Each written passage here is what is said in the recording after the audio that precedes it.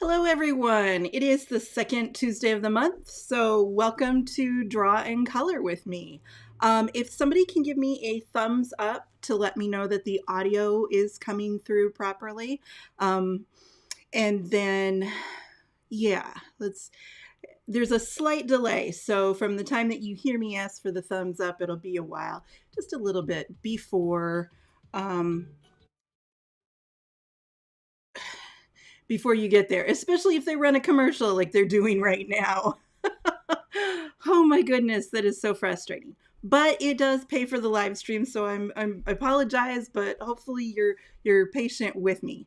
All right, so if this is your first time joining me, my name is Amy Shulke. I'm a technical illustrator, and I've been working with markers, not just Copic markers, but art markers in general for far too long. I think I figured out that it's almost 30 years. So yeah, that's my area of expertise is small illustrations and object studies. And I kind of take, because of the fine arts background, I take a fine arts approach to coloring. So I'm not so concerned about blending combinations and cap math and all that kind of stuff. I'm really geared towards helping you develop your instincts so that you can color by instinct. All right, so let's get to the project tonight. All right, so I am working in the Zeta series. This is by Stillman and Byrne, and I prefer the spiral bound because I can open it up nice and wide like this and tuck the cover back behind there. And I think I opened one too many pages there. So yeah, this is the page I'll be working on tonight, but I have previous months in here from what we've worked on before. So yep, it's all in here. I'm still working in the same book. I'll let you know when I switch over. Let me get my face up there in the corner. And I think that somebody would have told me if they can't hear me, but you know, it would really help if somebody gave me a thumbs up to let me know that you can hear me. Okay, so behind my sheet of paper, I have a vinyl placemat that has been cut down to the proper size for this particular mixed media book. It is 7 by 7 inches. And this is a nice balance between paper that is toothy enough for colored pencil, but it works pretty well with markers. I'm not going to say it's the best marker paper ever, but I really do like it. So that is the booklet. There is a resource page that I have pinned to the top of the discussion there, and then I'll go ahead and pin it as the first discussion for those, or for the first comment for those people that are watching later. All right, so tonight we are talking about still life, and we've been coloring with more and more realism in these drawing sessions. But there's a difference between realistic coloring and that next step, which is still life. So tonight we're going to talk about those next steps, because honestly, you can color the object with the most realistic colors, and you can use all of the perfect shading techniques to get a perfect realistic object, and yet there's still going to be something missing if you don't take these next few steps to create a still life as opposed to just a little coloring study. And these are the kind of things that I'm not sure that crafters always know to do, so that's why we're covering it here tonight. Basically, the difference between just a regular coloring study and a still life is that a still life is a real object that's sitting in a real environment. So it's something that looks like it has weight. It has presence. There might be lighting in the scene that gives you a particular time of day. Everything about the environment around the object lends to the credibility of the object. It casts a shadow. And not only does it cast a shadow, but it casts a correct shadow. And then the other thing is that every object in a still life interacts with the other objects. So if you have a vase and it has 2 daisies in it, and one daisy is pink and one daisy is yellow, they're going to interact with each other. They're near each other. They're going to share some color. Not only that, but the vase is going to pick up some of the colors from the daisy. So everything has a relationship with the other objects around it. And I know that that sounds kind of abstract, but just keep that in mind as I'm drawing and coloring tonight. And I'll break it down and I'll show you. This is where we're taking this one step further. And I'm saying one step further, but it's not one step harder. Some of you have been doing a few of these things in your projects already. Some of them you do regularly anyway, like putting a shadow below something. If you're in my classes, you've been doing cast shadows since the beginning, basically. What it is it's that we're piling all these things together into one project. We're finally using them all together. So tonight, I was kind of feeling Eastery, didn't feel like it's so hard to teach animals live, especially when I don't do animals all the time. So it's not really in my wheelhouse. I do objects, technical illustrations. So I was like, I don't want to do a bunny or a chick. And plus I've already done a duckling. So I was trying to think of what is kind of Eastery. And I just finished up 2 rounds of classes. I did an advanced class. This is the project for the advanced class. So this is speckled eggs. And then before speckled eggs, I did this project for my intermediates. So I'm kind of egged out and I was just like, okay, what can I do? And I hit on carrots. Now, I have done a carrot before. A while back, I had a series called Coloring Basics, and I did a carrot. We did this carrot. So I'm going to recycle this image, but we're going to use it slightly differently tonight. And I'm going to add some other things around it. So that's my carrot inspiration. That is the photo that we will be working with. Sorry that that's so small up there. There is a downloadable sheet that if you go to the resource page, you can download that. And I thought, what do I combine it with? So then I had my son pick up a packet of carrot seeds and I'm thinking, okay, I can combine the carrot, maybe lay it across the package of carrot seeds, but I didn't want to do a modern package of carrots. So I went looking and a lot of these things are copyrighted. I found this over on eBay and it's an actual somebody was selling old seed wrappers. So I'm kind of taking some inspiration from that. I'm just showing you because I'm not going to draw this. I'm just showing you kind of the direction that I'm going. But I do have some carrot seeds and I'll open these up and add a little bit of those to the drawing eventually. So we're going to have a carrot and a carrot seed packet and some carrot seeds around there. So in a still life, we want to have some motion. So it's not enough just to draw this perfectly flat. We need to have some, real things get blown by the wind. They're tilted, they're crooked. So I just grabbed a piece of scrap paper here. And in the few minutes before the live stream started, I've kind of been rolling it in my fingers like this.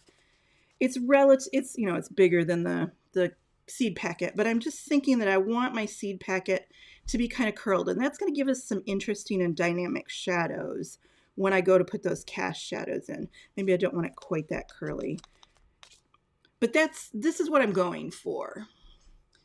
So got this 7x7 here. I need to pull down just a little bit of lead. This is just regular HB lead. There's nothing magical about it. And then I think what I'm going to do is I'm just going to use the seed packet and just get those 4 corners, because that actually, I wasn't planning on doing it this way, but when I set it down on top of my notebook, I'm like, gosh, that's just the perfect size. Okay, so I've got those 4 little corners there, and then I'm going to use, this is how I had intended, I was going to like measure and then draw it, but this is so much easier. Okay, so I've got my little metal ruler here, and I'm just going to connect those corners. Now the digital stamp, remember what I'm drawing tonight, I'll be coloring over. So I won't be able to turn this exact one into a digital stamp. But I will be redrawing it probably tomorrow, maybe the next day. I've got a lot of stuff on the docket for tomorrow. When I redraw it, I will do much better lettering because I just have this feeling that when I'm lettering tonight on the fly, it's not going to be my best job ever. Okay, so there we go. There's the nice little seed packet. Now, if I want it to look rounded, let me just confirm this. I need to kind of look at it. Yeah, if I want it to look rounded, kind of looking down on it, it can't just stay like that because see, that looks flat. So the line actually comes in and then comes back out. So probably not too much. Let me give myself.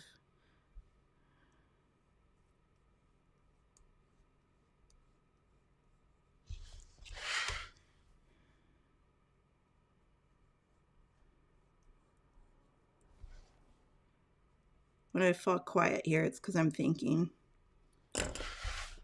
Okay, so let me get rid of the sharp lines. And then this gives me a, see how it looks like it's got those curls? It's coming up towards us. So this packet is actually changing planes on us. See how it looks like it's a little bit, it's got that rounded feel to it. It's coming up towards us here, it's swooping down, and then it's coming up towards us here. That's how I created that, just by bringing in those sidelines and giving them just a slight arc. And of course, when I make the digital stamp, I will make this nice and precise, because right now it looks like this side's coming in farther than that side. But for what we're doing tonight, we're okay. All right, so I'm kind of thinking a lot of those old seed packets had like a border. And I was honestly looking for a bunch of free ones to try and duplicate one, but a lot of people are copywriting or they're making up fake vintage ones. And it was really hard to tell which ones were authentic and which ones were not. Basically, a lot of people are doing exactly what I'm doing here tonight. All right, so I want the lettering to kind of come across. Well, I'm just gonna do that. There we go.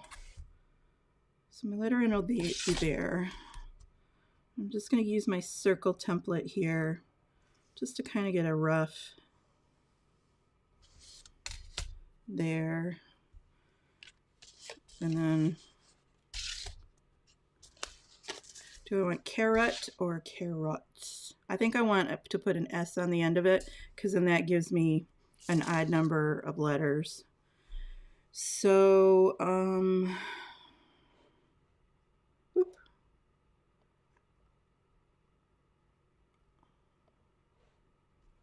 I lost my message bar here, so I need to be able to see when people are asking questions. Let me get this back up on screen here. Okay. Oh yeah. Nancy says she loves that mechanical pencil. I love it too. It's got a nice squishy grip to it. All right, so I'm thinking C-A-R-R-O-T-S, so I need a C here. And I'm not really doing any particular font. It's just something that is kind of a generic thing similar to what we would have done in lettering design.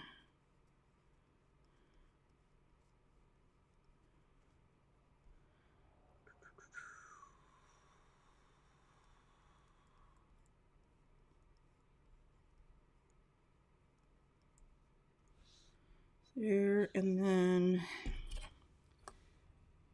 what is that? Like maybe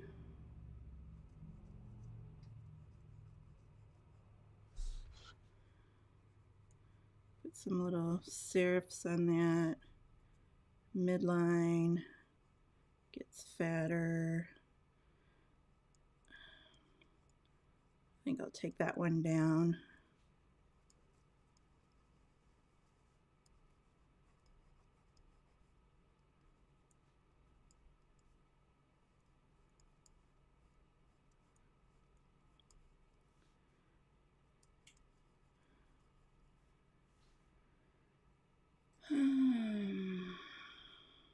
Letter A here.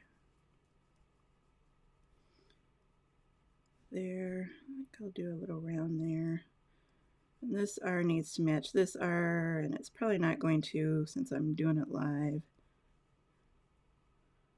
It's too fat, but you get the general impression there. All right, so I think down here, I'm gonna do it big. No, let's do it a little bit smaller. Just gonna put the price down there. So the one.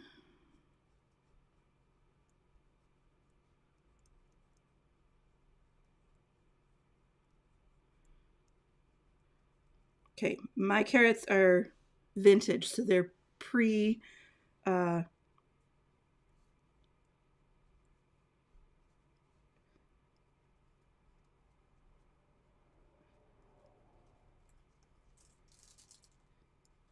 back in the days when things still had sense to them. So there we go. Pre-inflation there. All right, so now I'm kind of thinking that my carrot is going to lay, and it's going to be a real carrot. Because I know there's carrots there, but that wouldn't be any fun to draw. So this is where I bring in that real carrot. And I'm not going to be super careful about like duplicating exactly that carrot. I mean, it's just going to be generally...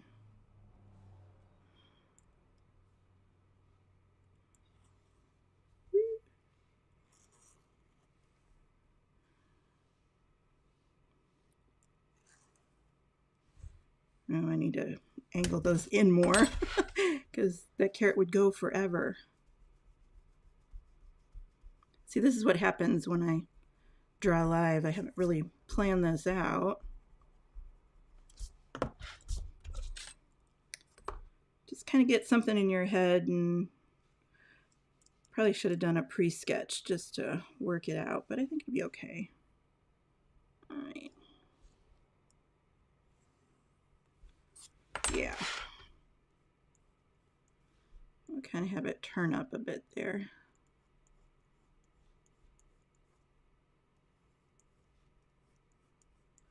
Bring in the sides just a bit. And have a nice round on it.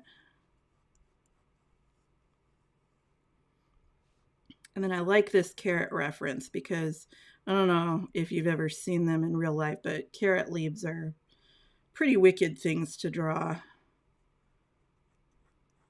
This one just has some nice trimmed stems, so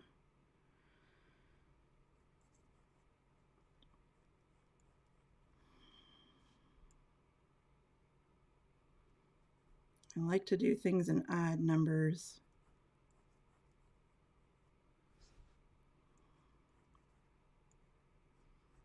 It doesn't really match exactly. Remember, I'm just using it as inspiration here.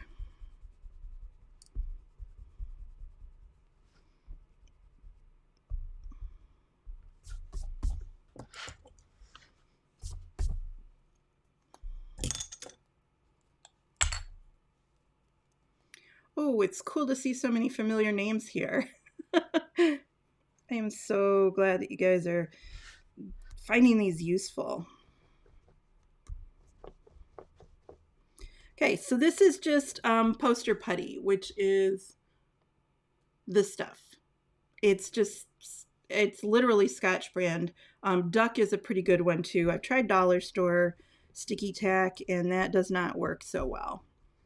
And I don't like the colored stuff. It's not as sticky. It's probably better for your walls, but not as good. I know it looks like a gray eraser, but it started out white.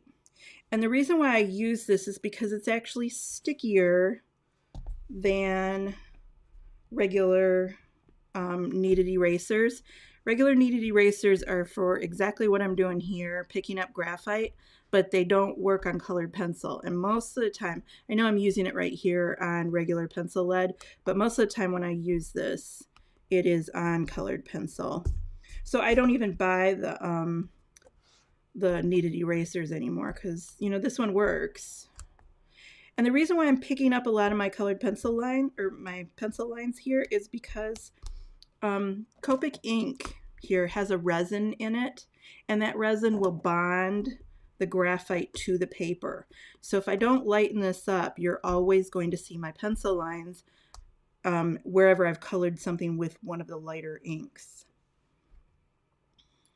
So it probably wouldn't matter under the caret here, but it would definitely matter in the seed packet there. All right, so I'm just going to be totally boring with my recipes tonight. You know what? I just had an idea. Do I want it at the top or the bottom? There's a space right here, but okay, I'm thinking about ripping this open, and then that explains the seeds coming out, but I didn't really leave a lot. I guess I got enough space at the top. All right. We're working on the fly here. All right, so that's what I want. I like that better because it says that somebody's been here and they've interacted with the objects in our still life here.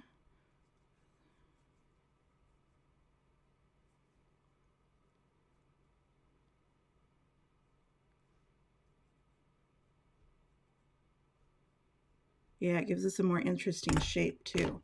Ooh, I like this idea. Where does that line come down at?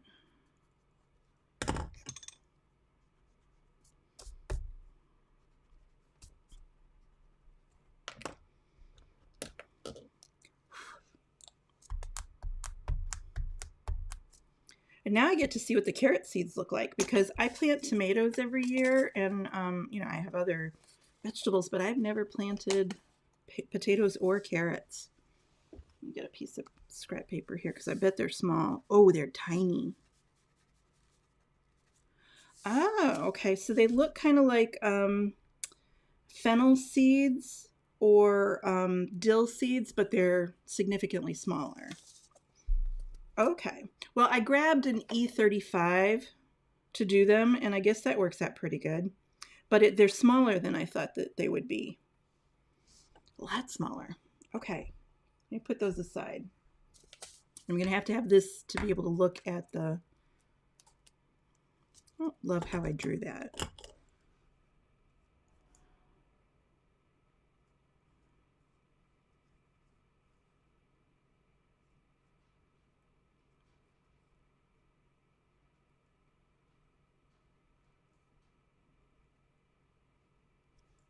Okay, that's a little better.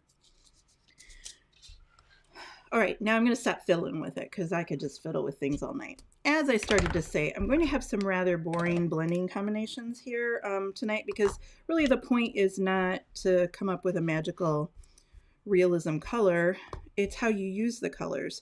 So since we're going antique here, I've got the W's out, and I've got a W2 and a W0.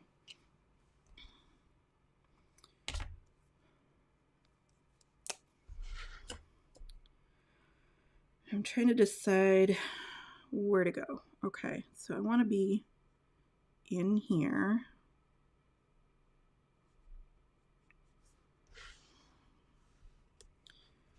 And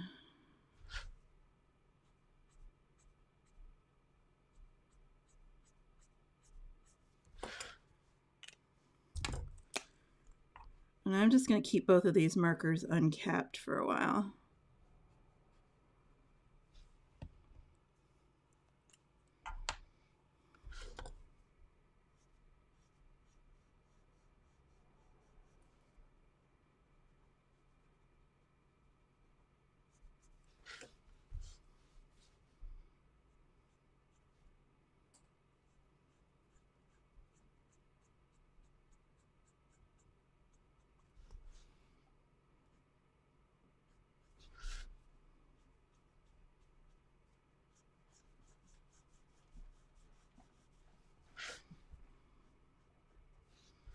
I'm just kind of, it's not really making it up. There's logic behind here. So I know that the packet is going to be a little darker on both sides of the carrot.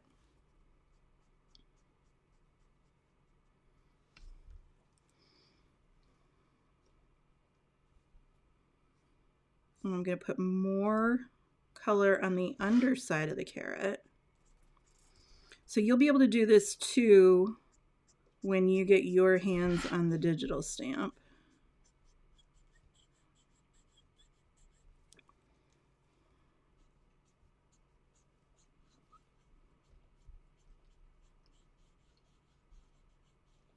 So that's W2 right up close to the carrot, and then I'm kind of easing out the color with the W0.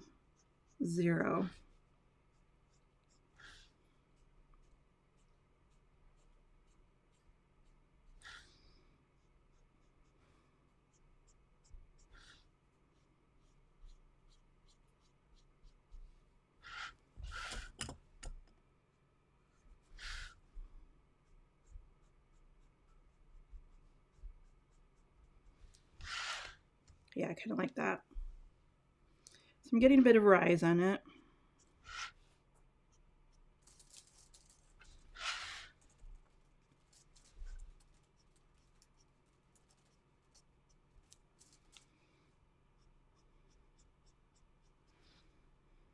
So when Copics first came out, nobody blended with them for like 20 years. Honest to goodness. So these nibs, I know people call them blending nibs, but what I'm doing here, kind of drawing and sketching, this is what they were intended for.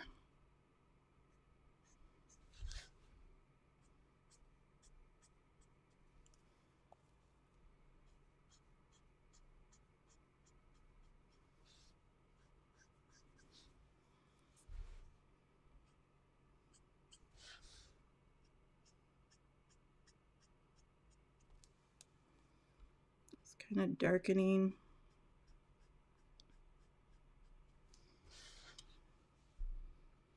The other thing is that when I first started showing people how to color with markers, I didn't even realize that that you guys were really big on, do you color light to dark or dark to light? So I had to actually think about it when somebody asked me. And I can't say that I always color dark to light or always color light to dark. It's just what the situation needs. There's not just a general rule for it.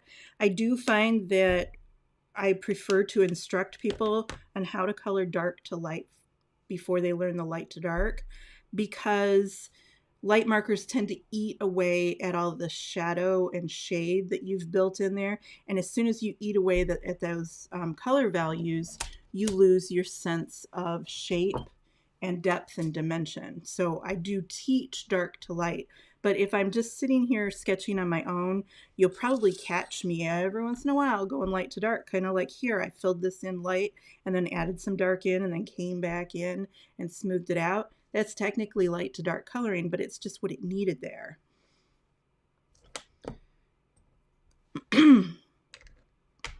All right, so now I'm kind of stalling here. All right, so we're going old school here. Copic multiliner SP 0.5, and this is the warm gray color.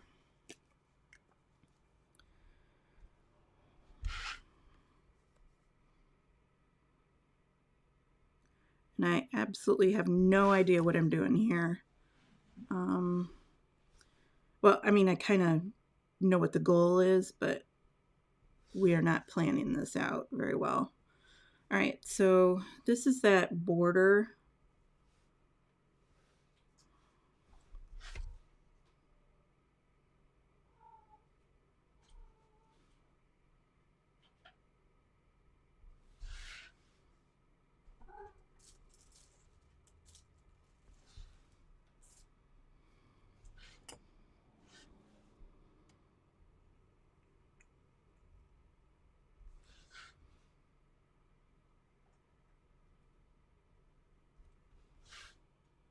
Yeah, I kind of like that.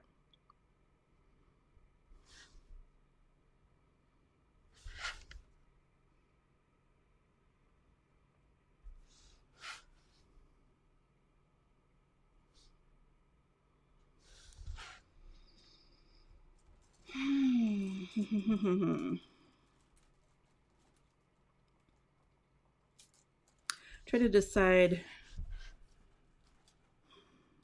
Okay, thinking on the fly here.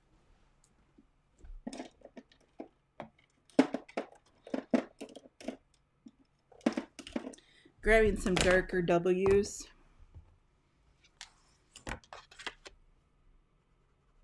I don't remember offhand which marker this matches.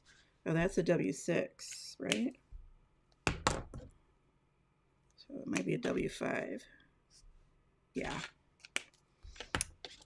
Each one of these multi-liner colors actually matches one of your Copic colors. And I used to have like a sheet where I had it all written down. I don't remember where that sheet is, though. I have to search my computer for it. It was much more important back when we had the SP line. This is the disposable ones. So these are not the SP, these are just multi-liners. The ones that are in the silver barrels, these guys are the SPs.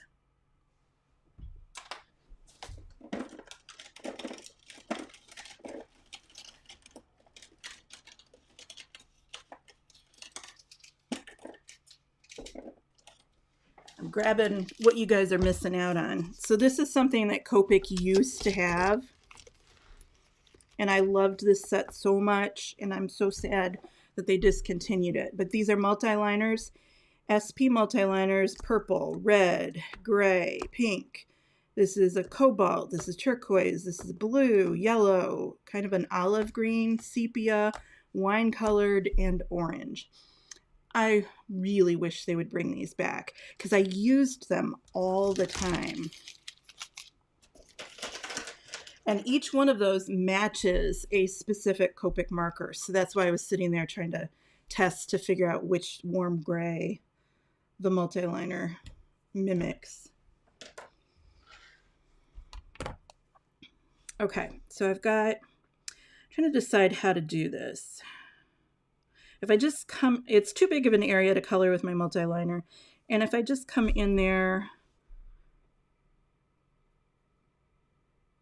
with my Copic, I'm going to botch it up badly.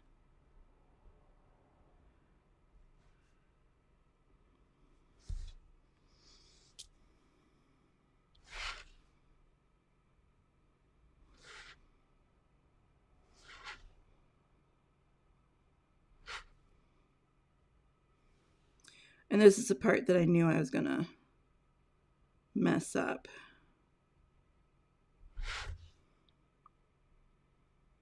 So much easier it would be easier to come in with the white, but I can't guarantee that the white is going to cover.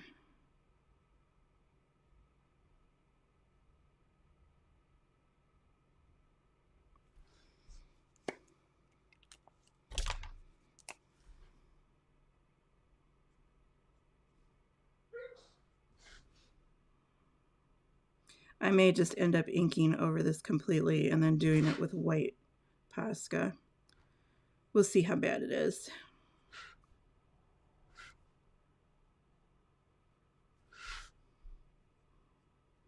It's hard to do negative lettering.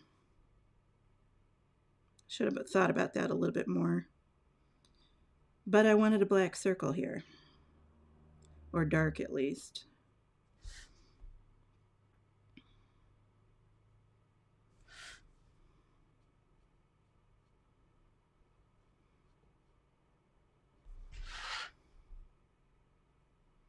And your circle in the digital stamp will be perfectly circular.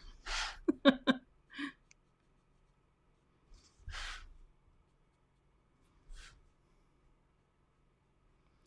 I think what I'm going to do is I'm going to build in just a bit more color down here at the bottom. Maybe I might even add a little bit of that W6.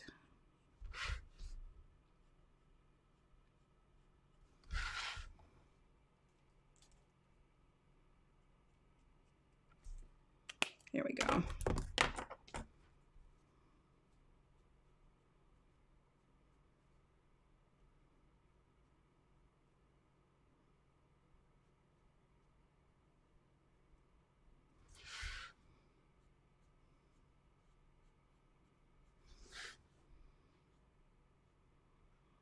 Okay, I'm not gonna sleep tonight knowing how bad this was, but we're live.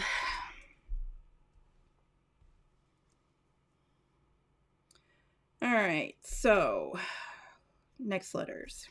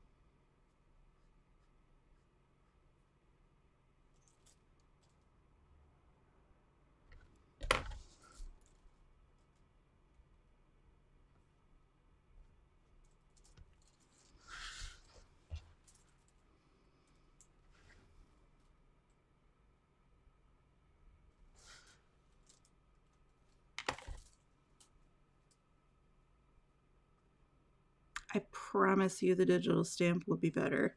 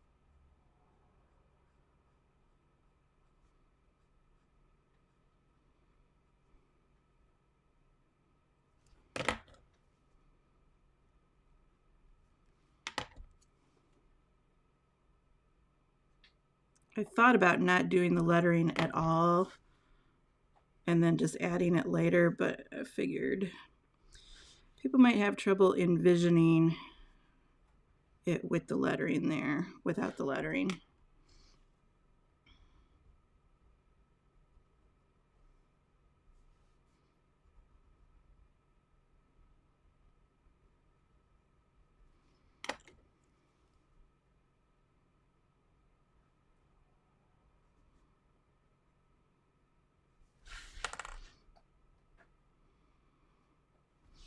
All right, it is what it is. All right, now we can move on to the carrot. So we think of a carrot as one unit, but really the carrot is comprised of different things. So we've got the carrot here, and then we've got the stems there. So then you start to think about, and we do this with flowers all the time. We think of the tulip, and then the stem is totally separate.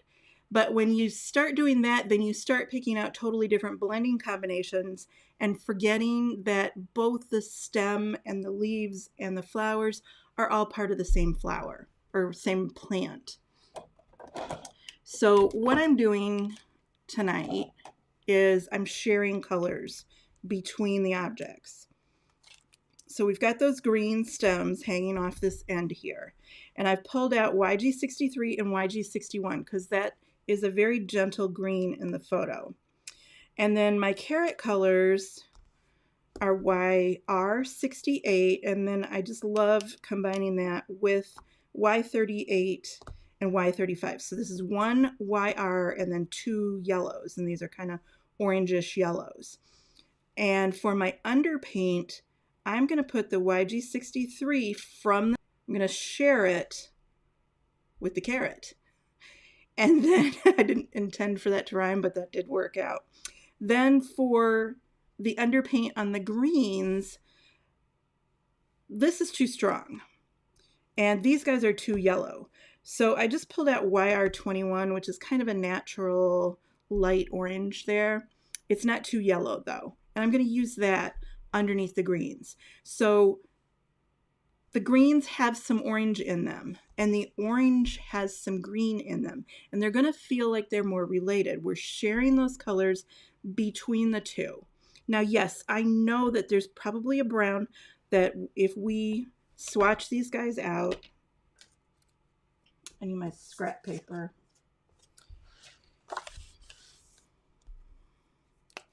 YG63 underneath YR68 is kind of going to make a mucky color. And I could go searching through my Copic collection for something which duplicates the color that we see right there. But I've got it right there with my ingredients right now without having to search for it. So that's why I don't tend to shade things or underpaint with totally random markers that I selected from somewhere else. I'm always reusing the colors that are in my original composition.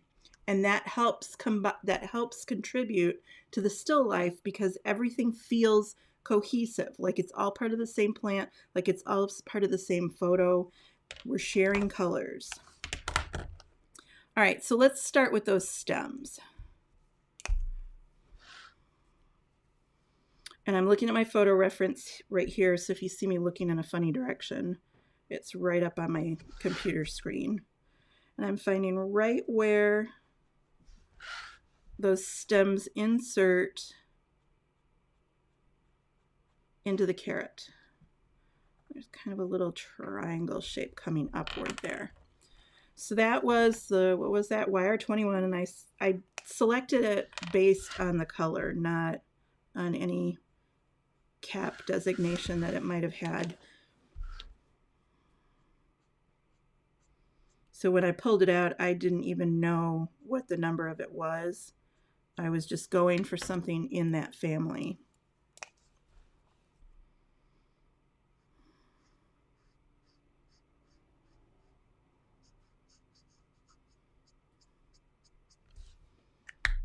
And what I like about the YG63 family is that, or the 60 family rather, is that it's a mixed ink.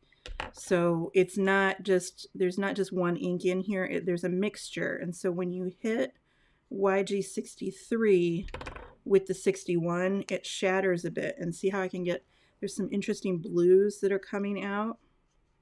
And I love it when that happens because it makes it look more painterly, like I'm doing some watercolor here or something.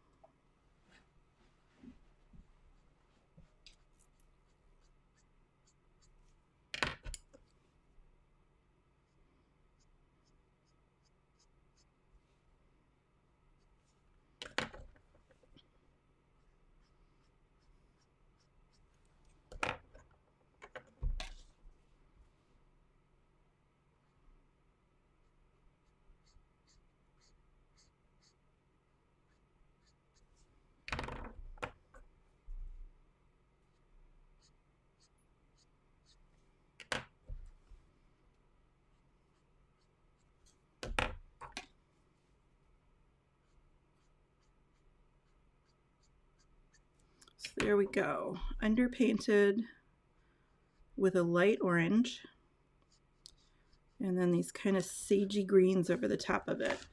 And I am getting some interesting blues out of here, so I'm just going to hit some of these one more time with the YG61 and see if I can encourage some even more crazy colors to come out of it.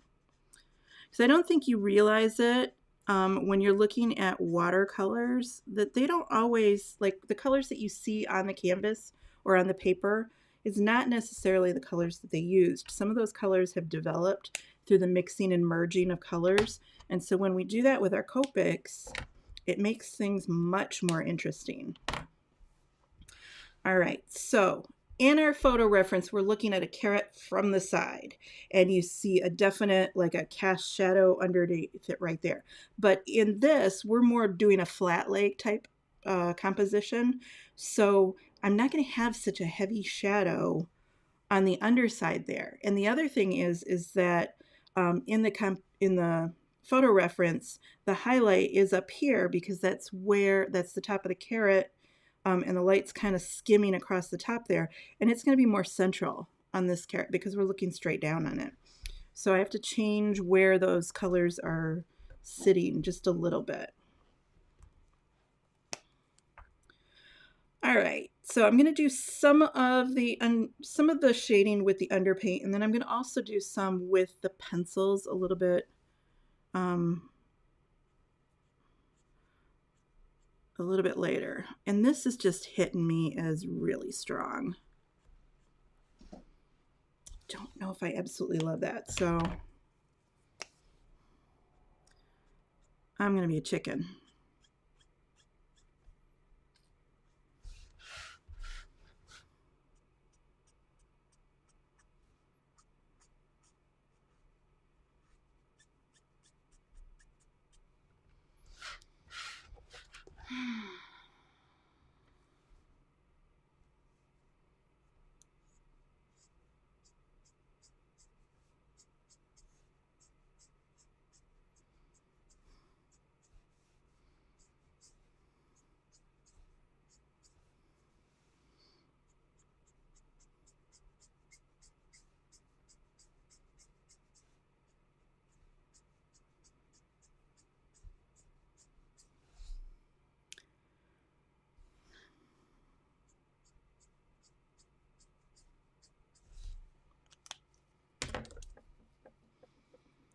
All right, that was YG63 and YG61, and now I'm coming in with the YR68. Boy, that's a messy little marker.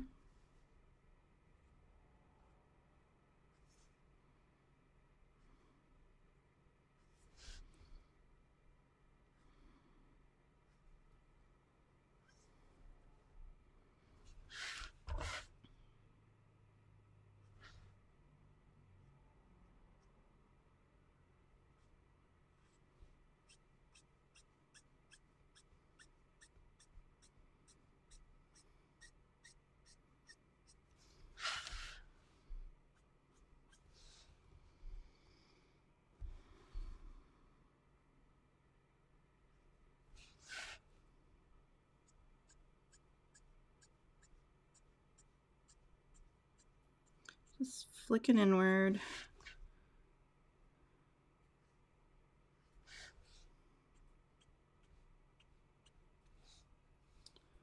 At a certain point, I'm going to have to stop here.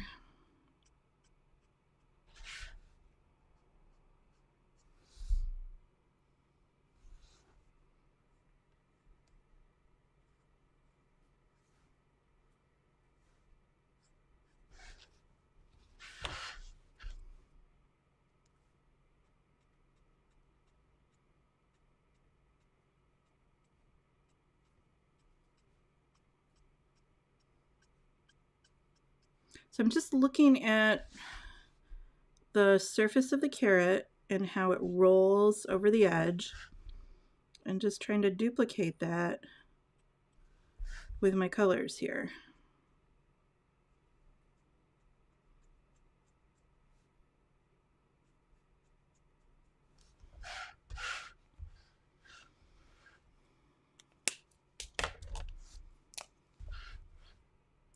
This is the Y38.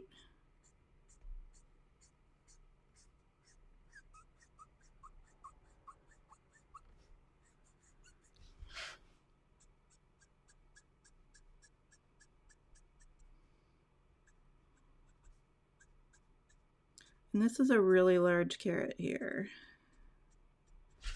So I'm going to do this in pieces. Just making sure it has lots of ink. This is the Y35. And I'm down on the side of my marker, and I'm really packing a lot of ink into this. And this is what I meant when I said that this paper is okay for markers, but it's not the best. I would never load the paper up this way if I was working on a higher quality marker paper, something that's actually designed for use with markers. But when you're working on some of these mixed media papers, it does require a little bit extra ink, and I've chased away too much. I gave it too strong of a dose, so I'm back here with that 38.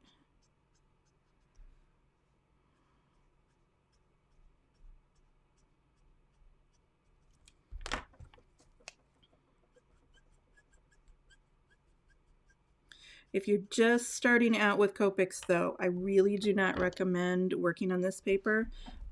You learn bad habits by working on less than ideal paper.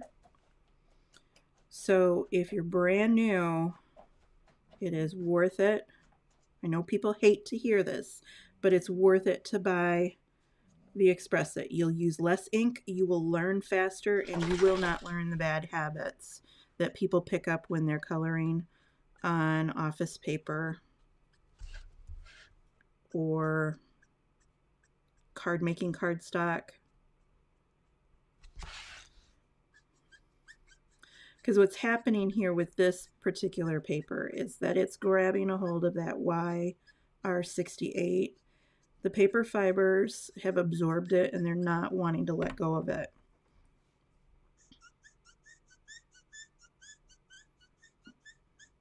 And that's okay as long as you are experienced enough to work with it and know how to handle that. But most beginners don't have that kind of experience.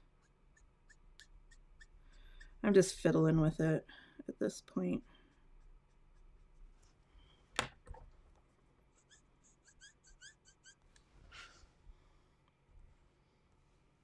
Okay, I'm going to cap up my markers because I think I'm done with everything except for the seeds. So I pulled out E35 just on a guess. I'm going to pull these little seeds back in. Yeah, they're little ovals, little teardrop shapes.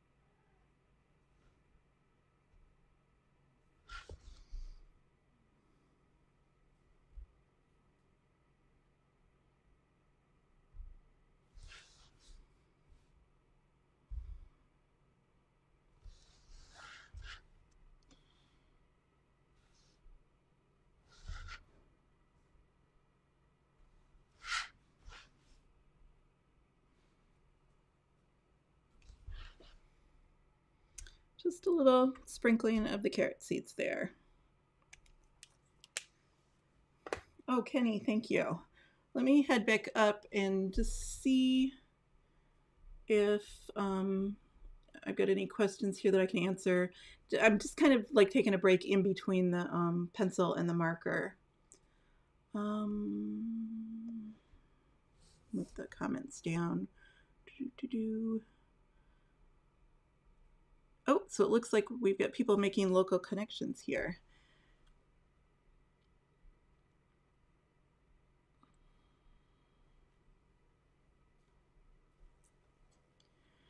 Nancy, when I was talking about light to dark coloring,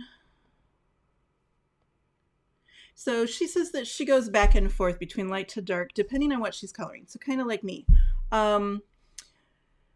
Which gets confusing for my students because they want a defined set of rules on what to do. And yeah, and that is why in my classes we are always dark to light, except for once I get into the advanced classes, I will tell them that it helps to give this like a pre-code or something. But really in the advanced classes, I'm not really watching them color specifically. So they're using their own colors, they're picking out their own colors, and they're making changes to the image. So light to dark or dark to light isn't as important.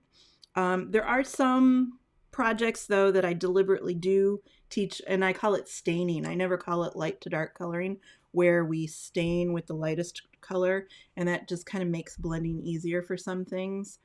But yeah, consistency is important in the classes. It's just jumping around here on YouTube and it's me coloring on my own, not like for performance. So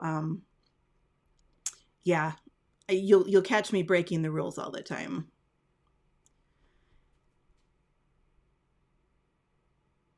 Okay, so Jacqueline is asking, on the images that you draw on that curl, does their shape change the shade differently? And yes, if I were to, well, here, let me put that on white. Right, I'm going to move your comment so that we can see more there. So, okay, so looking at this, you can see the cast shadow is under here. It's really gentle, but it's right under there. And this paper is kind of yellowish, so it helps that this stands out here. But if you look at this edge, it's darker, and then it gets a little bit lighter until we get down here. And then the light is really filling that bowl shape. And then look at the darkness that we're getting right along here. But then I've got that carrot sitting in the center. Do I have anything that can simulate? Well, this isn't carrot shaped or carrot colored, but it's large like the carrot. And you can see how the carrot is going to be casting its own shade and color. So see how that immediately darkened up the bowl on this side? And we've actually got quite a demarcation here between the shadow, the cast shadow from our fake carrot, and then just the natural gradation that's coming down here. And from where I'm sitting right here, and you can see it just a little bit right here, I'm seeing quite a bit of color down here, and it's called the occlusion down there, where the object starts to touch the thing below it. So there's quite a bit of darkness down there. So yes, if something is flat, there's less dynamic gradation to it. So yes, it does change how I run those colors. And that's why you saw me use just a little bit more of the W3, especially in these corners. And then I built it up a little bit down here. And then I used a little bit more up here. And then those are my mid zones in there.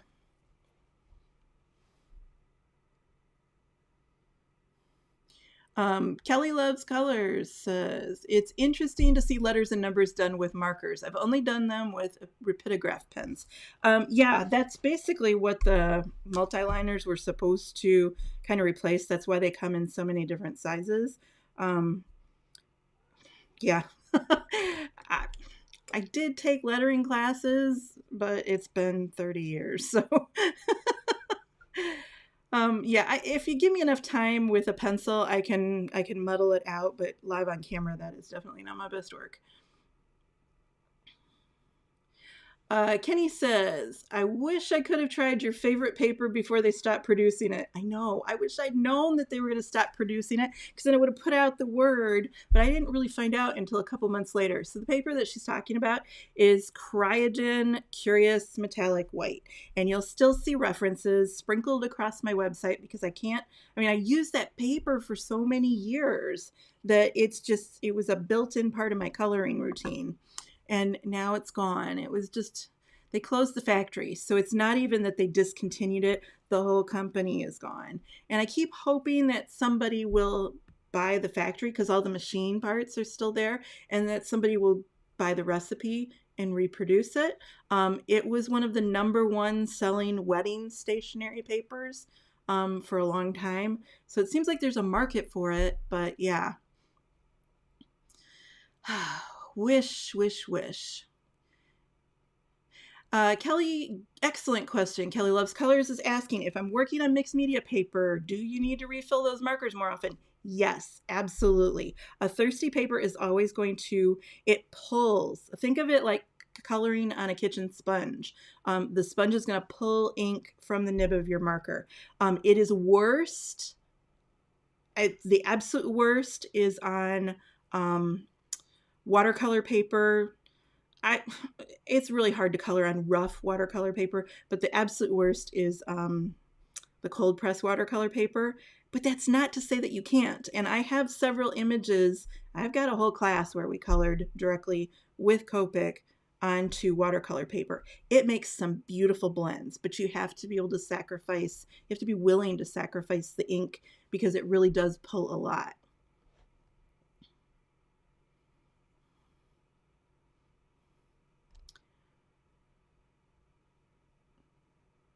Okay, so Carolyn is asking just once more time, what was the white eraser?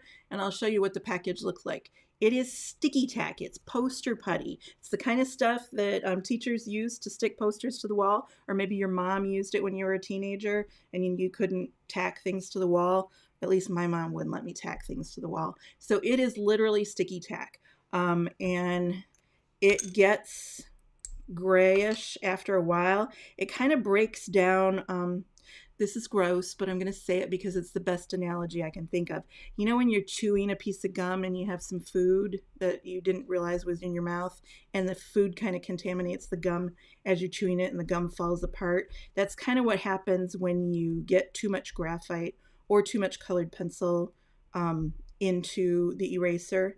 Then it just gets really soft and it doesn't pick up as well anymore. But I might have another one over here that, yeah, see, these are little lipstick containers that I buy, and then I cut the sticky tack into little squares, and then I keep it in these little containers and then throw it away when it gets too yucky. But it can get pretty yucky before I throw it away. But yeah, this will lift waxy colored pencil in a way that the graphite, the kneaded erasers for graphite won't erase colored pencil. So it's just sticky tack. And Duck brand is another good brand, and I'll buy either one of those interchangeably. Always white and never the dollar store version, because I bought the dollar store version and it actually left grease marks on my paper. So that's why I always caution people, don't do the dollar store one. And I'm sure not all dollar stores carry the same one, but just stay safe. All right, so let's move to the colored pencil. I pulled out like my usuals, but I do have I've covered it with stuff now. I do have my colored pencil container over here so that I can use it. I can pull out if I find some colors that I might need. I was guessing what I might be using. So I've got the standards here. I've got the two whites, which is Prismacolor White 938, and then Stabilo All Pencil, which is a super duper white. I was thinking about some highlights. Oh, I pulled out Deco Yellow instead of cream. I think I might want cream. I thought I was grabbing cream. Here it is. Cream is number 914, and this is good for highlights on organic looking things. It's great on leaves. It's great on flower petals. It adds just a little bit of sunshine. Whereas sometimes if you use the white, it can make things go too cool. So there's that. My pushing pencil is Derwent Lightfast Purple. If you do not have this, you can use the Prismacolor 938 Dark Purple.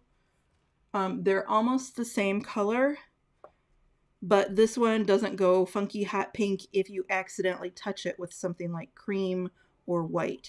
The Prismacolor Dark Purple has some finicky habits to it. So the Derwent Lightfast is almost the same color. It's the same stickiness, same translucency, but it's safer. All right, I also pulled out Prismacolor 901 Indigo Blue. I might be using that up here in the leaves. I pulled out a green. My favorite green is Prussian green. It is translucent or transparent, number 109. And no, that's not a misprint. I know everybody asks when I type that out. No, that's not a typo. It really is number 109.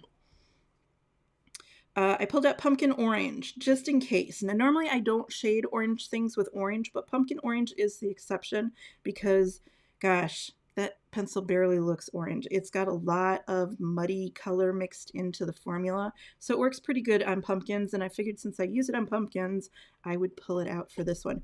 And then my all-purpose cast shadow color is Slate Gray, number 936. I never use just this, but almost all of my cast shadows start with this.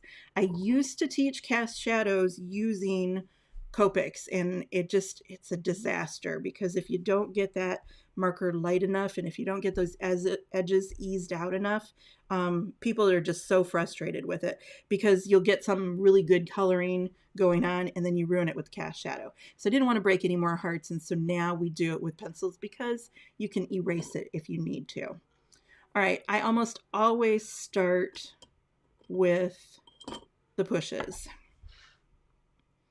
I think I'm going to save the seed packet for just last. I'm going to work on the carrot first. All right, so I've got that dark purple, and I'm probably going to have the indigo blue here in my hand too. Both of these are transparent pencils, which means if you use them lightly enough, the Copic underneath will shine through. And what I'm doing here is I am pushing this stem behind its neighbor. So see how I'm starting to separate these two? The purple feels a little bit strong, so I can switch over to the blue. Yeah, that feels a little better. Pushes make things look farther away, and then when we highlight, I will talk about pulling things. And when you're pulling something, you're making it look closer. And that's something just directly borrowed from classical oil painting.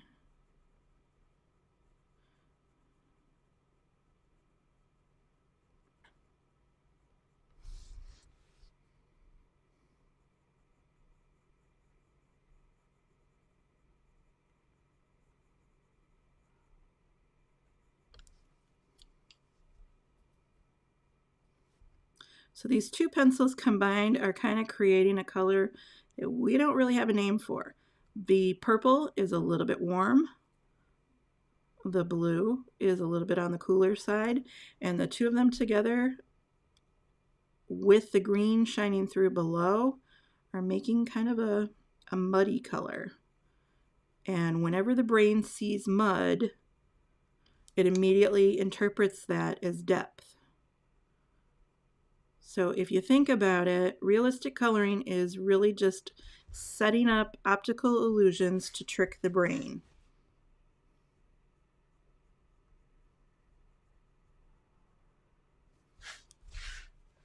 So see how I've got those separated? Just really gently. It didn't take a lot of pressure. If you're trying this for the first time, and you need to understand that there's a difference between, this is writing position where I might sign my name on a check. Do we even write checks anymore? Well, you sign your name at the bottom of a restaurant receipt. There we go. And you're all choked up on a pen when you do that. This is not coloring position. Coloring position is usually more back from here. You will see me using more of a close-up grip, but I kind of have the ability after all these years to color really lightly. But it's if you're having trouble and you're pressing too hard, what's the opposite of choking up? Choke down.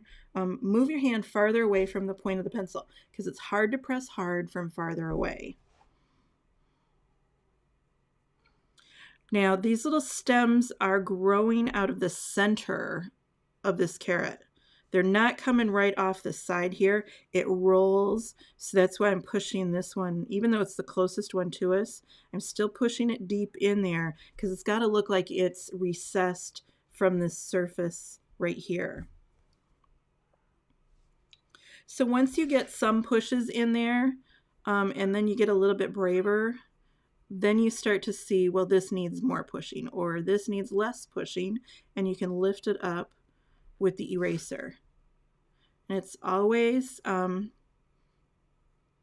describe it as fumbling towards the right color. It's all an experiment. I think the worst thing that the Copic numbering system teaches you is that you pick this color and you're going to make that color on the piece of paper and then you never have to change it. That is so not how markers work or colored pencils. We're always making small little adjustments. And honestly, I think that's why God invented picture frames, because if you didn't put my artwork in a picture frame, I would keep messing with it. There's always more adjustments that you can make. All right, so I pushed. Now I'm going to come in and do a little bit of pulling. And I'm looking at the photo reference because these guys remind me of celery.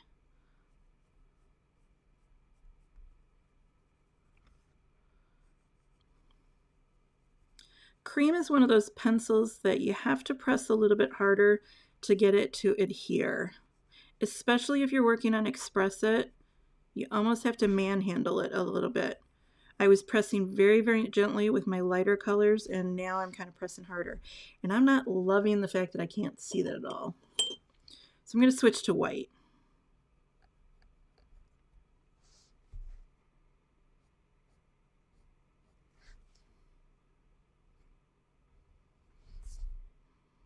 And I told you, it's kind of like celery.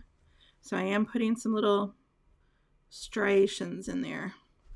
And this is where it's really nice to have that Derwent Lightfast purple, because I could not do these stripes with either the cream or the white if I had used Prismacolor 931.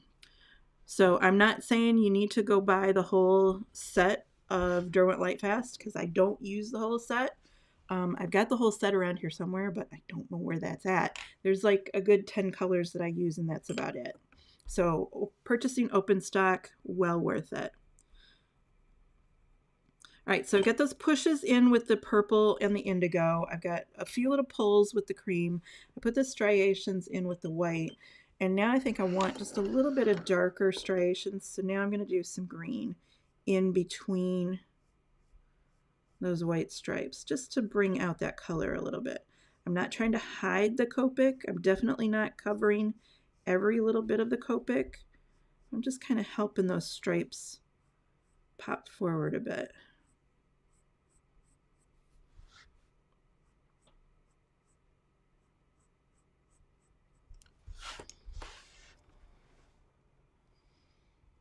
So there we go.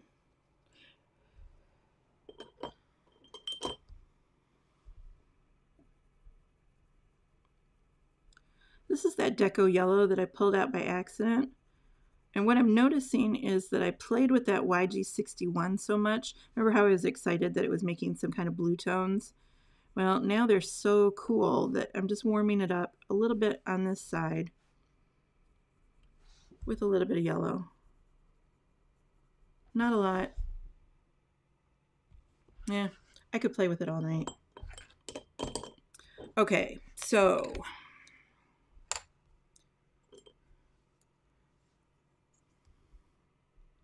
trying to decide what order to do this, because I have colored this image before. This is a different, like I've rolled it over on its side a little bit more. So that part is a slightly new challenge, but I kind of know what I need to do to get this done, and I'm trying to decide the order. All right, I'm gonna notice how far I'm pulling back.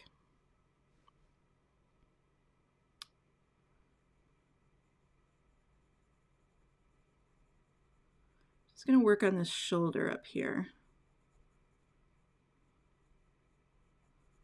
Just kind of building some color there.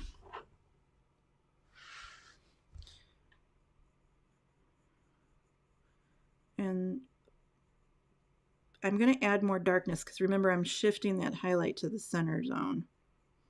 So this part isn't really, like, it's very light in the photo reference.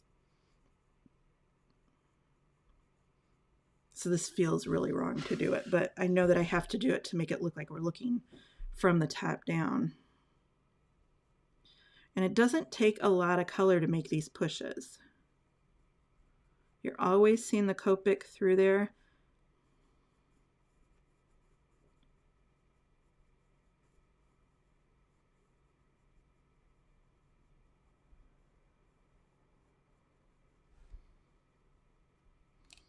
And here's where I'll use that pumpkin orange.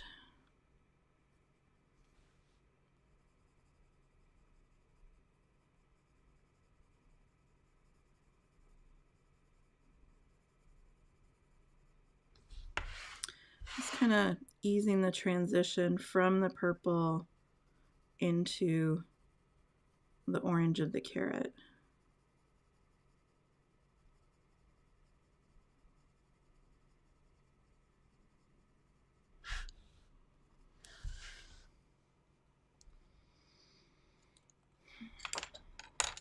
I don't want the indigo in my hand.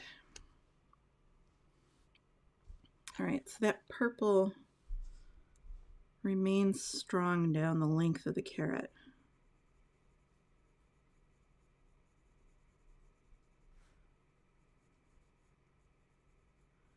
Just really softly. And if you find that you have created too hard of an edge, like if you see that the purple just kind of like stops dead, you can always do that same rolling technique that I did to lift up the graphite. You can kind of roll into your color and it picks up just a little bit. It works on the same principle as Silly Putty. Remember when you used to lift up the comics in the Sunday paper? Boy, I'm dating myself there. But you're picking up the color that way. You're not like rubbing like a regular eraser. And then sometimes I just kind of squish it in and you can soften it out.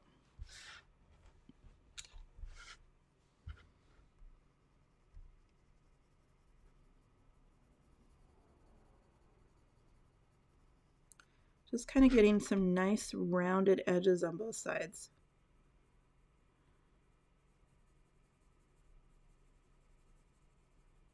I always worry about the shape, or actually what we call it is the form of the carrot. So the carrot is a cylinder, it's a three-dimensional shape, and I color that before I color the details.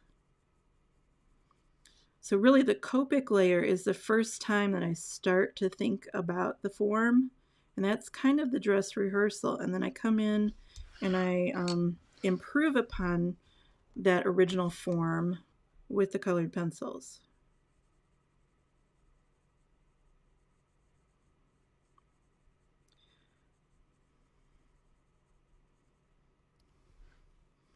And I don't want to get that point too dark, but I do want those edges to roll.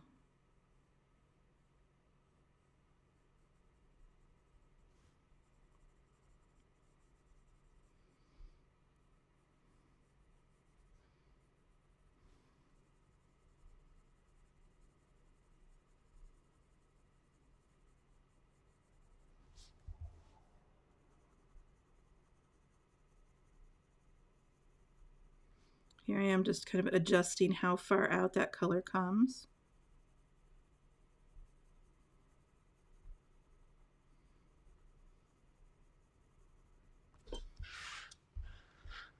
It should be starting to look fairly rounded there on camera.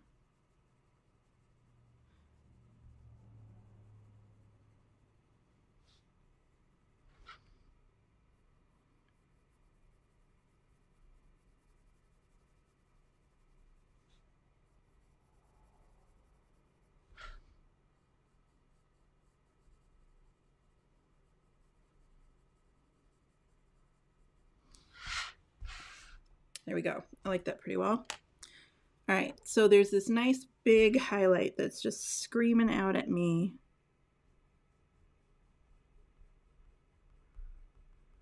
right there. And sometimes I use highlights or other things that are super prominent. We call them landmarks, and you just kind of get those in there, and then it helps orient you for the rest of the image. Okay, so now that I've got that in there,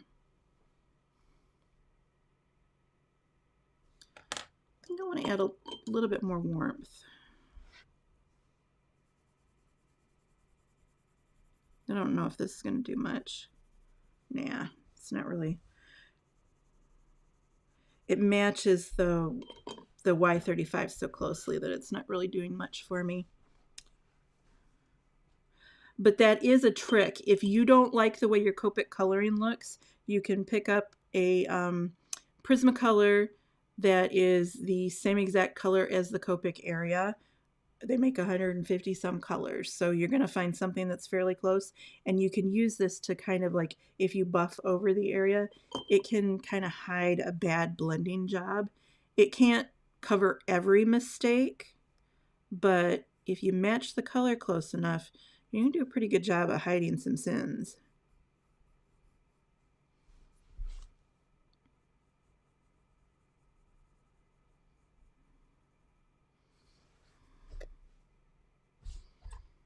Okay, so I'm going to work back and forth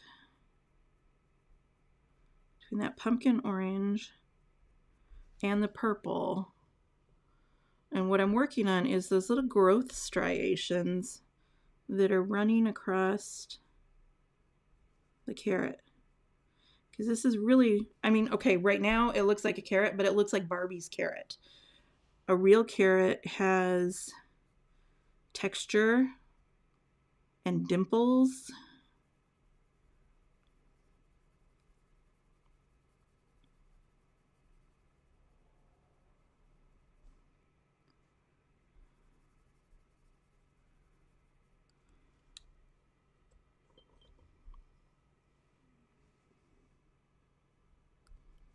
That cream is just not strong enough, so it is white for me tonight.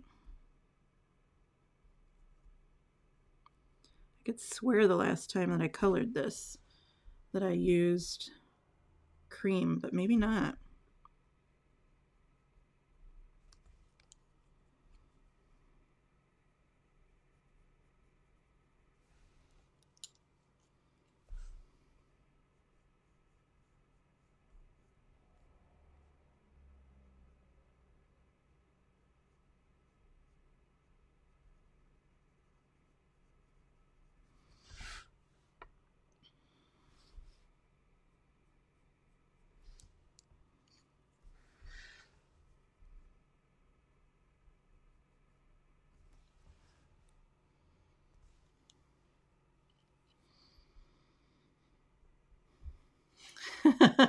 Kenny says that the carrot is looking beautiful, which is just kind of a hilarious kind of thing, because you wouldn't think that a carrot was beautiful, but yeah, it's got some gorgeous color to it. Hey baby, nice carrot.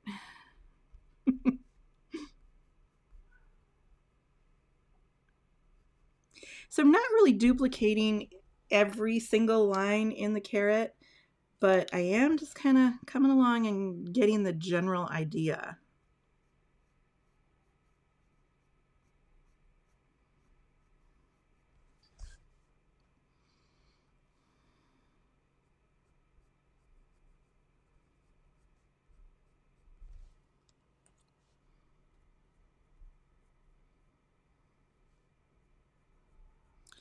I think people assume that when you're working from a photo reference that you're trying to duplicate the photo reference exactly. That is almost never the case. It is when you're doing like a portraiture kind of thing. If you're doing somebody's dog, they want it to look like their dog. If you're doing your grandma, you want it to look like grandma. But this carrot is never going to know if I improve upon it.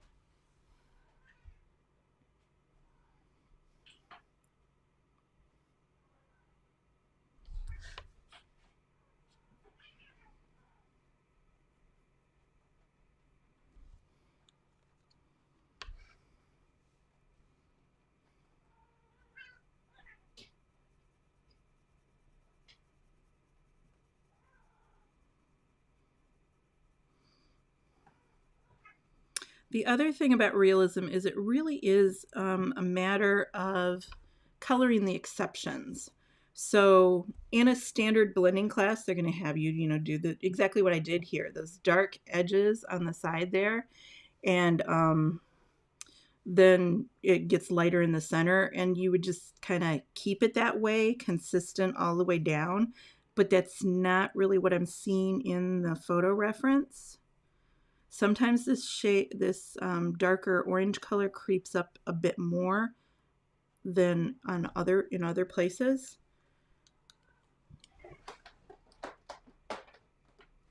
Oh, it's crazy time for kitties.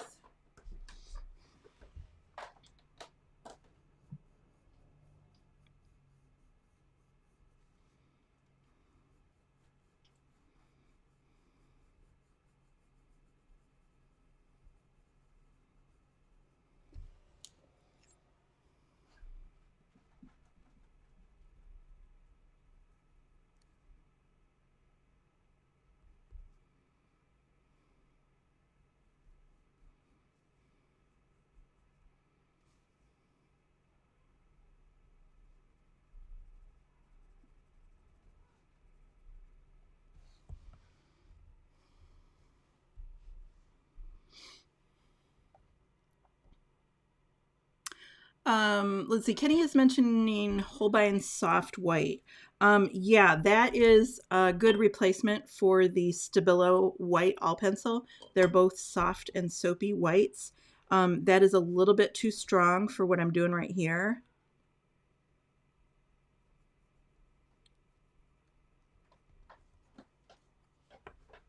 The Holbein white would be fine for what I'm doing here. Holbein actually makes two whites for those who aren't aware of it. One is called soft white, and they do not mean the color being soft. What they mean is the actual lead. You can like stick your fingernail in it and leave a fingernail imprint. It's very, very soft. It reminds me of bars of ivory soap. It's very, very soft. And it will stick to things when nothing else will.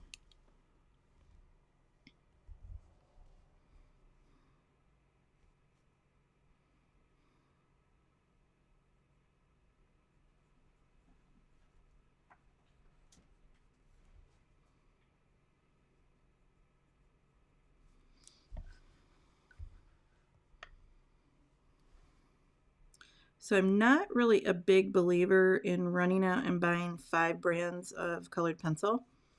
I own a lot of brands because I teach. If I didn't teach, I probably wouldn't have half of them. And I don't use most of what I have. Because even, like, I use a lot of Prismacolors, but even within the Prismacolors, there's probably half of the set that I almost never touch. It's good to have those colors on hand because when you need them, you really need them. But I'm not a big believer in running out to buy colors just so that you have lots of colors on hand. You'll do much better to learn to use what you have. And your art will be more creative in the long run. You'll have more unique colors that are special to you that make your work look different if you are forced to find a way to make a color rather than just grabbing it out of a set. And honestly, most of the sets that people are collecting now are student grade anyway, so you're kind of better off without them. I'm amazed at how many people are recommending student grade sets now, and I think it's because everybody has collected all the good stuff.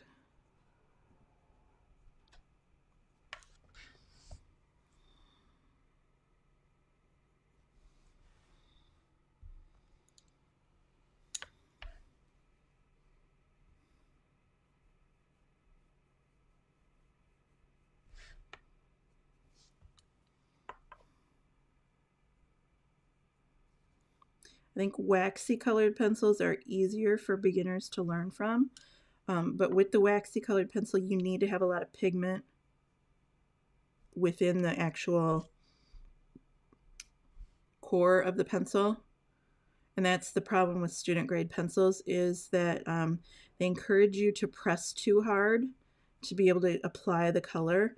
And when you're pressing hard all the time, then you don't learn pressure control. So that's one of those bad habits that people pick up by buying cheaper options. It's much better to save your money and get the good stuff when you can than to pick up lots of bad habits. And I know that you want to start and you want to get the excitement is now, and it's no fun to sit there and wait and save up the money for it. But in the long run, you'll be better off for it.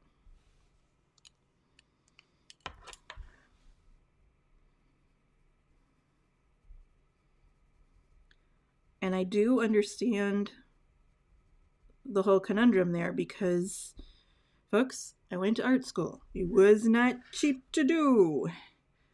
And the thing that people don't realize about art school versus just a regular tour through a university or something is that in regular college classes, you buy your textbook and you buy some general supplies like paper and pens and stuff, and then you might not have to buy anything again until the next semester when you have to buy a few more books. In art school, you are constantly buying more art supplies because you run out of things. So it's not like you're buying 18 brands of colored pencil, it's that you are buying another tube of gouache because you just ran out of black again.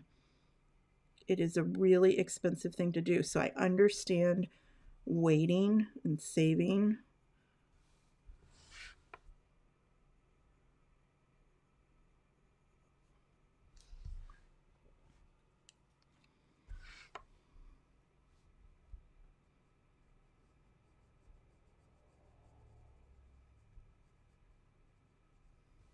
And I also understand the envy of looking over and somebody else has all the supplies that you wish you had. Because there's always one student like that.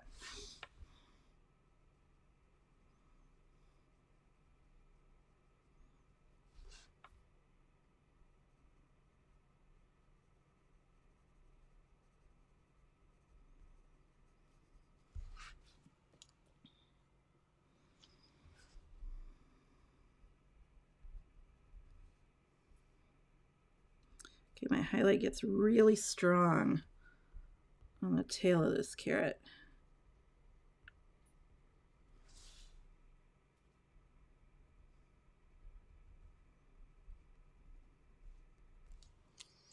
Here's where I'm going to pull out the all white.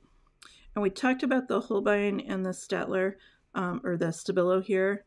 The Stabilo is a lot cheaper. And given how they're soft, so I go through a lot of them. And that's why I've got the Stabilo here.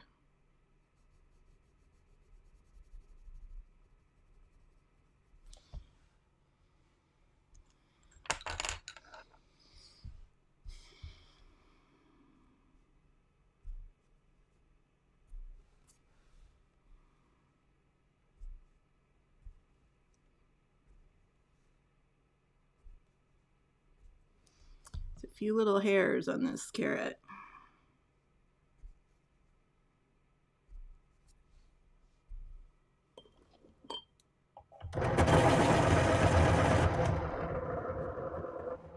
Oh, Joan, that is a wonderful, I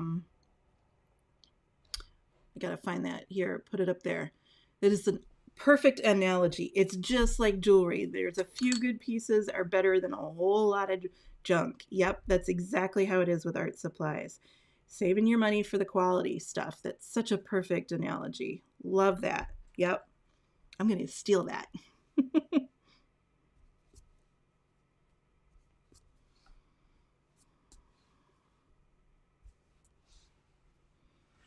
Okay, so I'm pretty happy with the carrot there. I want to put a little bit more green. So I'm sharing the green color of the stems in with the top of my carrot.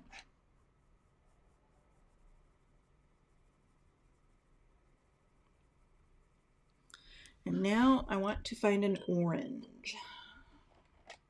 I happen to have used this the other day. So this is one of the original OC colors of the from the original 12 set. It's number 918 and it's just called orange.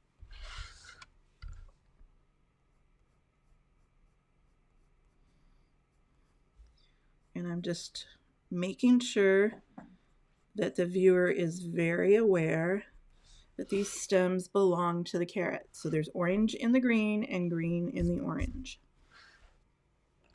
All right, question. Do I want to pull out my French grays? Yeah, the French grays are closer to the Prismacolor, or I mean to the Copic W's. So I'm pulling out French gray 90%. Probably a little strong, so I'm going to pull out the 70%. That is probably what I'll use. And then probably the 50%. Usually I work with 90 and 50. This looks a little strong though. I might use it on this right here though.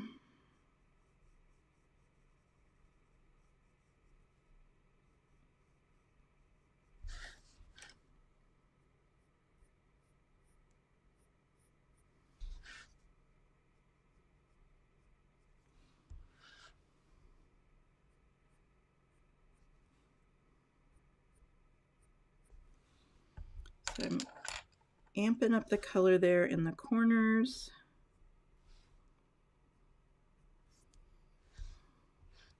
Has to be nice and sharp to be able to do this. If your pencil is dull, it's going to leave too fat of a line.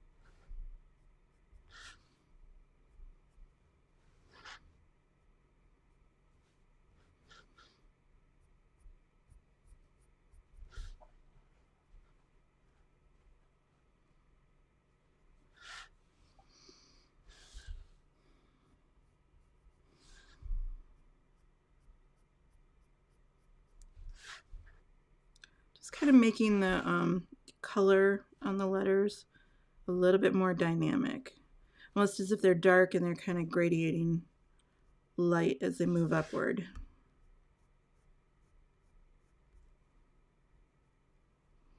But I'm also secretly improving the shape of some of them too. Shh. All right, so I think on the stamp there will be some printing here because that feels pretty darned empty to me.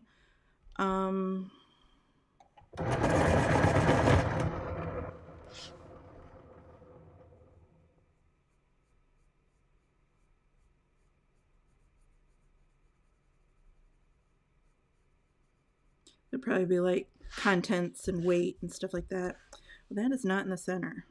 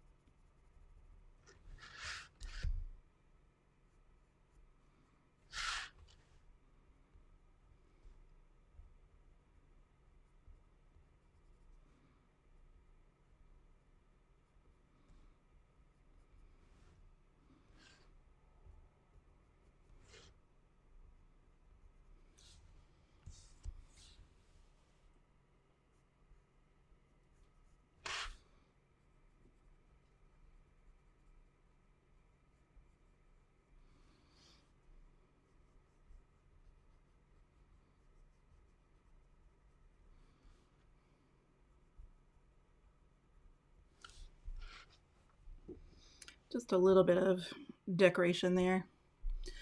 Let's see. looks like Kim had a question about melts. There we go. Kim is asking, what do I think of the Holbein Melts colored pencil blender? I do not use solvents at all. Like, I'm pre-solvent. I'm that old. So I don't use the solvents because I want the colored pencil to look like colored pencil. And I find that if you have good colored pencil technique, you don't need a solvent to blend it for you, because your hand should be able to do that. It's kind of like one of those crutches that people pick up.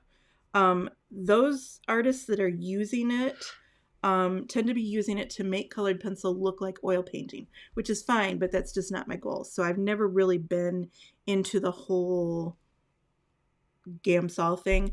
I have a bottle of Gamsol, but I use it to clean paintbrushes with, what it was originally intended for. So I've never just been thrilled. And the other thing is the idea of coloring something and then sitting there and coloring it a whole with the blending stump a whole second time to try and get everything smoothed out. I mean, no, I'm just not into that. I want to be done with it. So I'm not really into the whole solvent thing. I'm not your girl if you want the solvent lessons. I did buy the melts and I was like, oh, cool. I will play with this. And I played with it for about 5 minutes and I was like, yeah, not for me. So that was my extent with it. It really feels like you put color down and then you lift it back up. And there's like probably a whole science to that. And it just felt wasteful to me. The other thing is that I have some serious concerns about the longevity of it. Now, if you're just doing a card for somebody's birthday party, that's one thing. But if you're doing a whole colored pencil painting, we don't have any long-term studies on what happens to colored pencil pigment after it's been melted out by solvent. Because you really are destroying the integrity of the color pigment that you're putting down. You're separating it, you're lifting part of it out, you're dislodging the pigment from the carrier. So I have concerns about what that does long term. If you're just doing casual coloring and it's a handy way to smooth something out, I get it. I just, from an art standpoint, I'm pretty skeptical. It really does seem so wasteful to me. But yeah, that's my experience with melts. I'm sure there are a lot of instructors that could teach you to do some wonderful things with it. It's just not my thing. I started colored pencils in 1985. So I'm just, I'm old school with a lot of this stuff.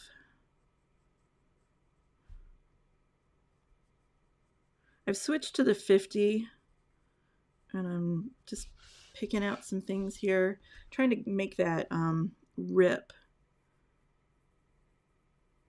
separate from the paper there.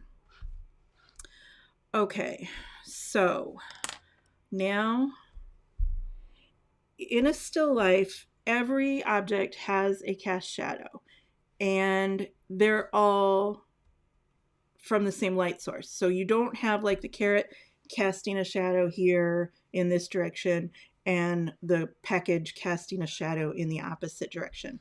Things need to be super consistent because the same light that's shining on the carrot is also shining on the packet.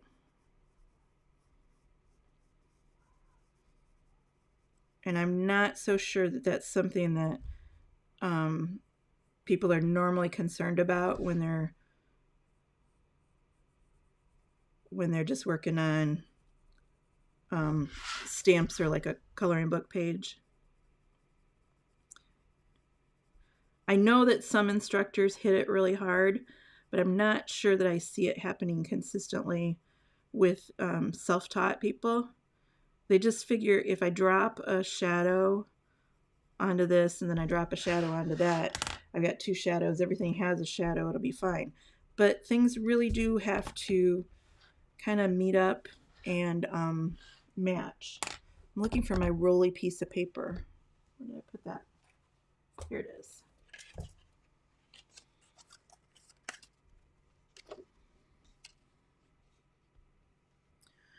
So I have a class, it involves butterflies, and you color the butterfly and then you play with a flashlight and look at how the cast shadows are falling. And that's kind of the same concept that I'm doing here. In the class, we actually cut out a butterfly shape and then we mimic the shadows that we see.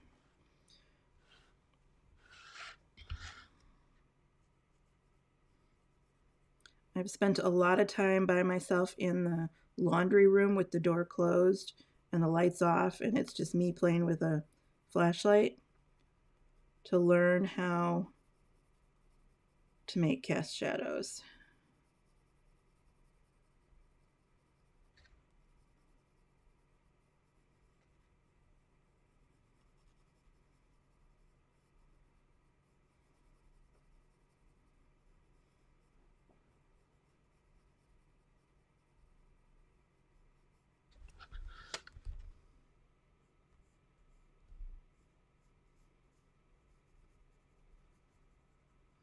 I need some color on that packet. I thought the carrot could provide it, and I wanted to keep it rather simple. Feeling a little naked to me. Okay, so trying to get that to amp upward. I'm not sure that I love it, but my problem is that here over the desk I've got two lights that are coming in from opposite directions.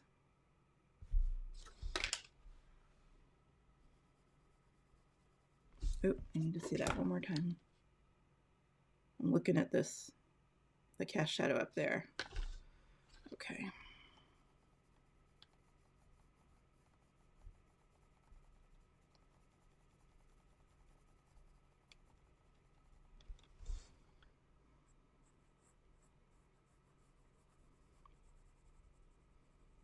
As you're doing these and coloring on your own, the other thing that I don't know that we convey to hobbyists is that artists tend to go through pre-stages for everything because we get to be really guardians of our time, and it's quicker to do a little sketch and make sure that you've worked out the shapes before you start in on your final project. And nobody wants to spend days working in acrylics or oils on something and then find out that your composition is a little bit weird. And I know you're not doing that if you're coloring stamps that somebody else has drawn for you or line art, digital stuff that you've printed. But it's not a one and done kind of thing. Almost never. There's all these little warm-ups and practice runs and swatching your colors. And I think hobbyists tend to just assume that somebody sits down and colors a masterpiece. So I'm almost treating this as if this is a warm-up. This is just kind of a study before I might do something more official. So I've done that corner up here, and now I'm seeing what it does over here.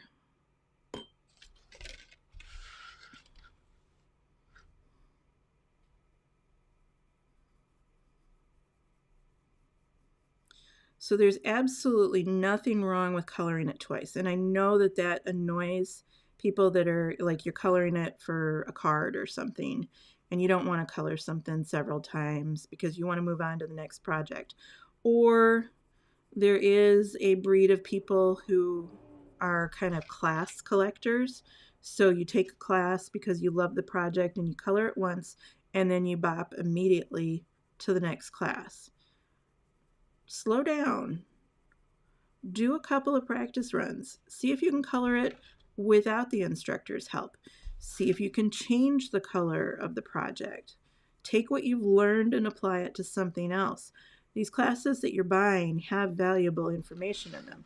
And I'm not just talking about my classes. I'm talking about any instructor that you take a class from. They're teaching you things that you can use elsewhere. So you do yourself a disservice to just bounce from class to class collecting projects without actually learning from the projects. And you put a lot of pressure on yourself thinking that it needs to be perfect the first time right away. And you've heard me tonight that I didn't like, I've told you when I don't like things. And I've been doing that with my live classes on purpose. Like I'll be really honest and say, that doesn't look good, I need to fix that. Because I want to express to people that not everything that flows out of an artist's fingers is perfect and wonderful every time.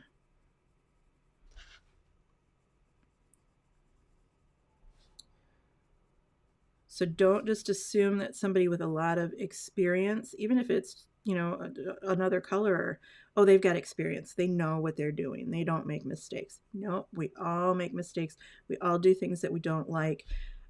You assume that when you get really good at coloring, you won't hate your own work anymore. No. I hate my work now just as much as I did back when I first started. And I look, honest to goodness, sometimes I look at students' projects and I'm like, oh, man, they colored it better than I did.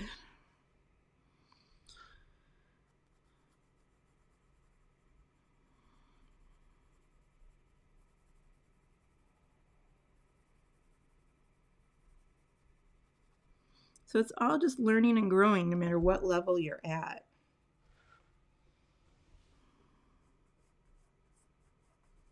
I want to keep this cast shadow gentle, but at the same time I'm fighting because I really want it to define the edges of the very blah seed packet color. I wanted vintage. Why did I want vintage? I don't know. It'd be so much easier if that carrot package was like orange and green and blue. I had it sitting right there in front of my face, but no, I wanted to go vintage. So now I'm struggling with how do I get that seed packet to pop. And you notice how long I've spent on this cast shadow.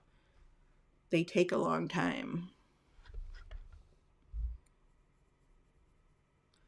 Okay, so there was a tight shadow, and I'm gonna pull this out again. Yep, it's tight over here, and it comes out pretty far over there.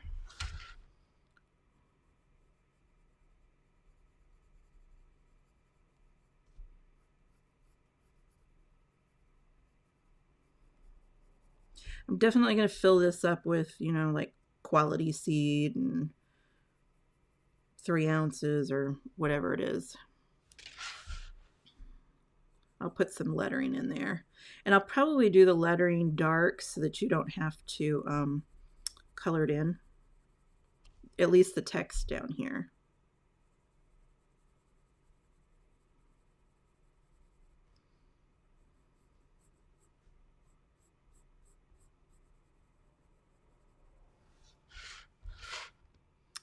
Okay, then I'm bringing it out farther up here. Yeah.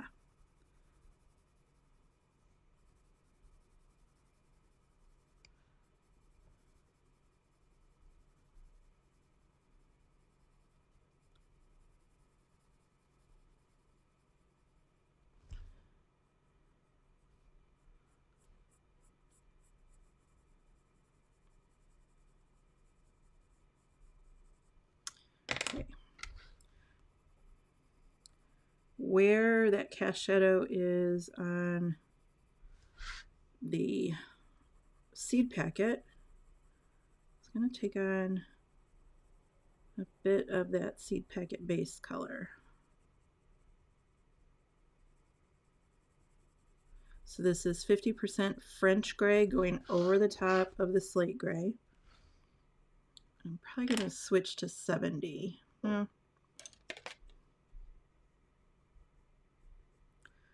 I really want to make that occlusion spot right there really pop.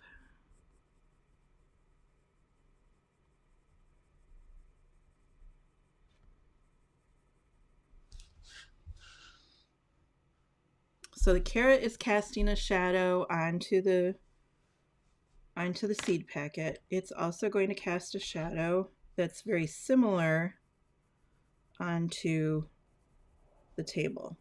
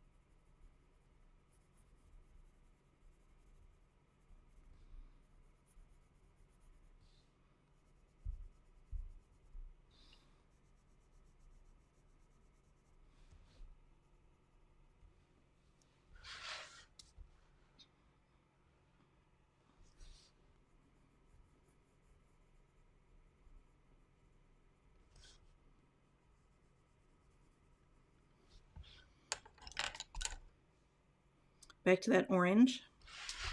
The carrot is going to share some of its color with the seed packet. And you can see that directly in the photo reference. If you look on the worksheet, I pointed it out for you, that the carrot is actually, there's light that's bouncing off of the carrot and then hitting the floor surface. And so the shadow being cast by the orange parts of the carrot is always going to have a bit of an orange lilt to it. It's almost like an accent or a twang. It's not a fully orange shadow, but the influence is there. And if my seed packet had been blue like this, then it would have been casting a bluish shadow. See, I missed an opportunity by going vintage on this. I'll think about it overnight and figure out a way to dig myself out of this hole.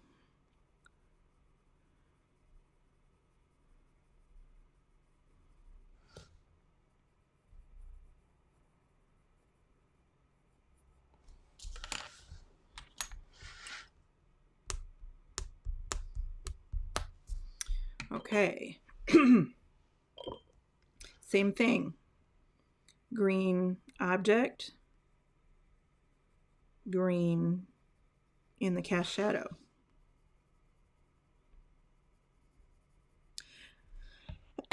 Especially where the cast shadow is sitting very close to the original object. The farther it gets away, it'll get a little bit more grayish, but where it sits up close, it's going to have a strong influence. And then I think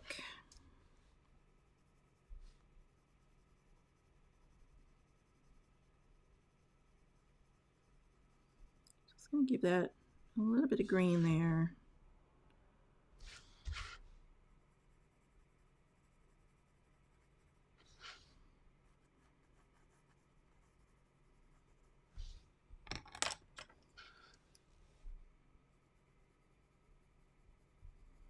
These objects are interacting with each other, so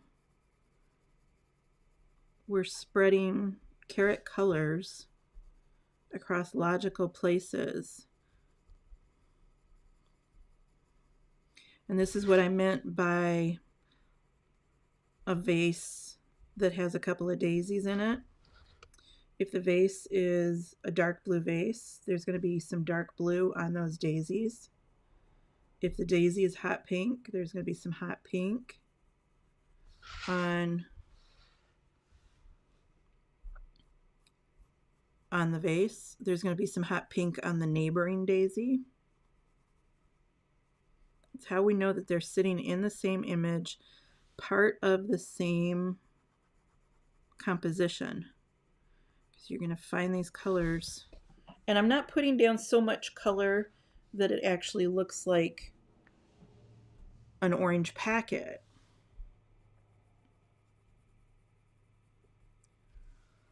I'm just sharing some of that color across the image.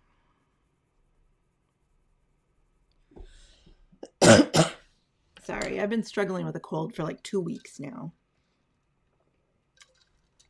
It's the cold that will never end. All right, so we've got those little blue seeds, or the little brown seeds.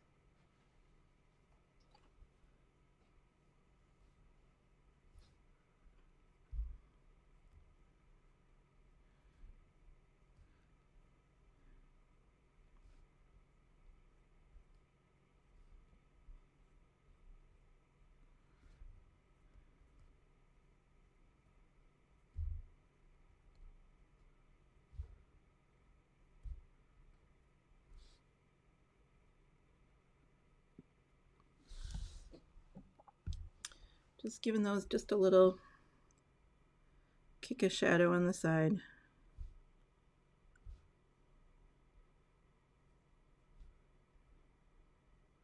Not too bad. It's good for a first run. I will iron it out and figure out maybe a better carrot label over the next couple of days, but it's not too bad, and I like the carrot.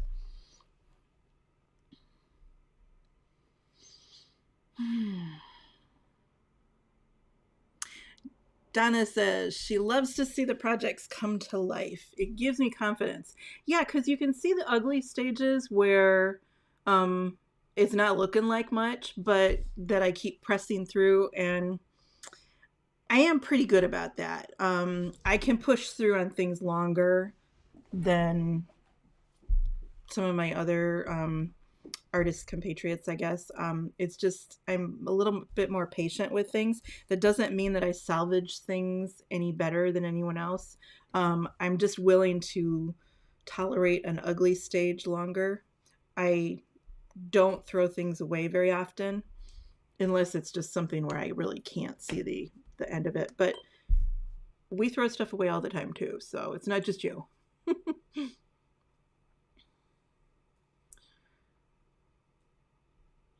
Let's see. I answered the question about the melts, and I love Joan's comment about the jewelry. Okay, so Alyssa says, and she's in Australia. Even if she hadn't put that down there, I would have told you this, because she says she ordered a box of the Stabilo All White. Sadly, they got lost in the post. Darn it. Yeah, and that's a brand that I think you said wasn't available for you regularly off the shelf. Stabilo is not, I remember this company growing up a lot, but I don't see them in the art store as much as I used to. So, yeah, and this pencil has apparently been around for a long time too. I just didn't know it existed. It is technically a watercolor pencil, so I'm kind of thinking there may be some other white watercolor pencils that may work the same way, but it's got to be super soft. But if you find something that does work that's available in Australia, definitely let me know. Kenny says she could eat the carrot. It needs to be peeled first. So Kim says she's only mentioning the melts from Holbein as they've had luck using it with a white pencil together to get bolder highlights over marker than just pencil alone. That is interesting because I have heard about people taking the Stabilo and dipping it in water and then using that for those extra highlights. I haven't run into something yet where I think these are probably cases where you've already burnished the paper. And remember, I'm always trying to let that Copic shine through. I don't want to lose all that Copic color that I've put down. I don't want to have to reapply it again in pencil.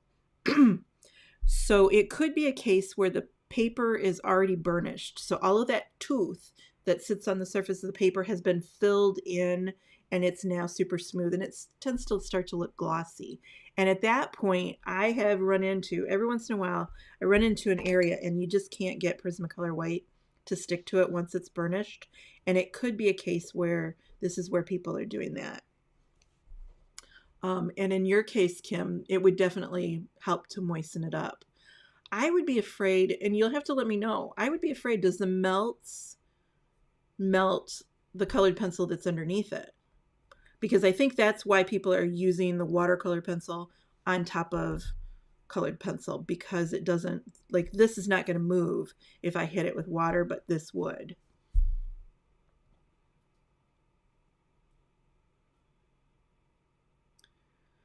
Thank you, Maria. I really appreciate that.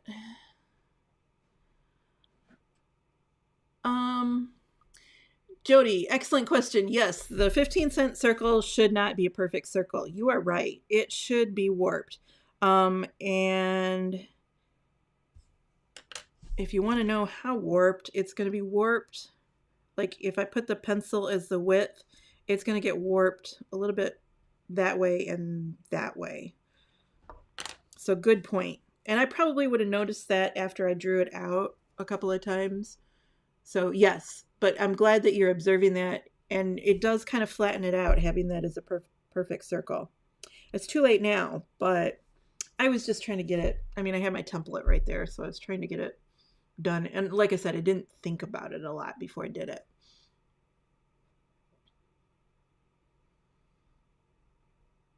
Okay, running through here. And Kelly says muted colors are vintage for most packaging. Yeah, I don't know what it's missing. And maybe once I get some text in there, I almost feel like it needs, oh, I don't have a big enough circle here. It almost like it needs a circular shape right here, maybe behind the carrot. I don't know. I'm gonna have to think about it. Kim is suggesting, what about using the artichoke colored pencil or something with a yellow-orange color in the shadows or creases to make the bag pop but keep it vintage? Yes, I definitely need another color that's in here, and I agree. Artichoke would be a great option. Let me find it, and I'll put a little bit down in there. You see the green ochre. Where's the artichoke? Ginger root, bronze. Yellowy green, where are you?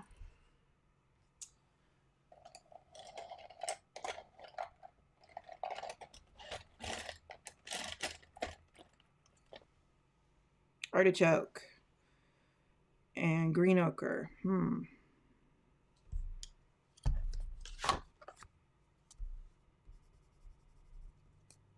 That's the artichoke. The green ochre is a little bit more potent, so that's why I'm going to use that. But artichoke is in the right field. Yeah, that's a nice color. Ooh, I like that.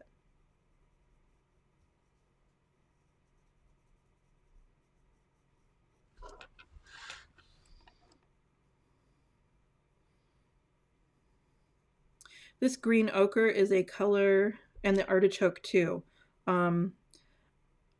My pencil case doesn't hold all of the Prismacolors easily. And so I have like the neons, I never use those. But I had a bunch of other colors that I just hardly ever used. And they were sitting off in a drawer not in my pencil case. And then one day I needed a color just like this, and I had to go hunting to see if I even had anything, and I'd completely forgotten that these colors existed. So that's what I mean about it's nice to have a whole set, because sometimes you just need a color, and then you have it. There are a couple of brands of colored pencil that I bought just open stock, the colors that I use most. And then later, I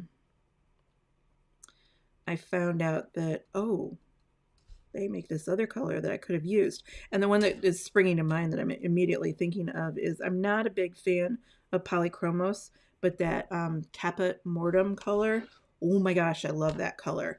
It is like Prismacolor Nectar, only a little darker. And man, that's a great color. And it was not one that I bought originally, but as soon as I saw that in a student's hand, I was like, I need that color. And I used it for a while, and then I stopped using it. Yeah, that's a great suggestion. That worked really nicely.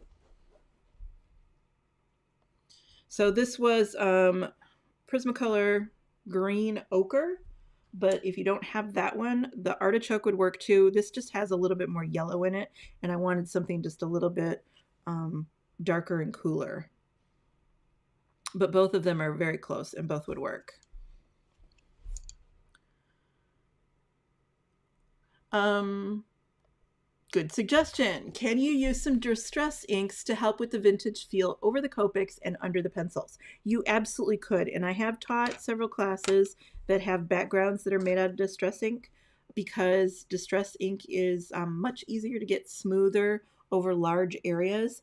But I could see like using a small tool to kind of make this look as if it was splattered or aged, you know, like it's got some tea dyeing to it. Yeah, that could work. I might pull out my distress. Good suggestion. I like that. It is very small though, so it almost feels like I would need one of those finger daubers, and I don't know where those are. I know I had some at one time, but honestly, it's been a long time since I've used it. And Kim was pointing out, though, warm pencil would also echo the warm color of the carrot. Yeah. For that's a good argument for the artichoke. I was thinking pushing, so I wanted cool on purpose, but I see that argument, and if you test it, it could work.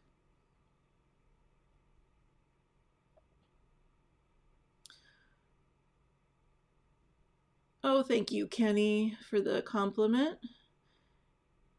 Kim is saying, in Australia, is Inktense White or Staedtler Lumocolor available? I have the Inktense White. I tried it, and I didn't like it as well as Museum Aquarelle. What are those? Those are Caran d'Ache. I don't know about the Lumocolor. These are for Australian people to try. But Caran d'Ache Museum Aquarelle is the set of watercolor pencils that I have, and that white is actually pretty good to wet that down and use it. It's not soft like the Staedtler or like the Stabilo, but it's another option for you, Alyssa.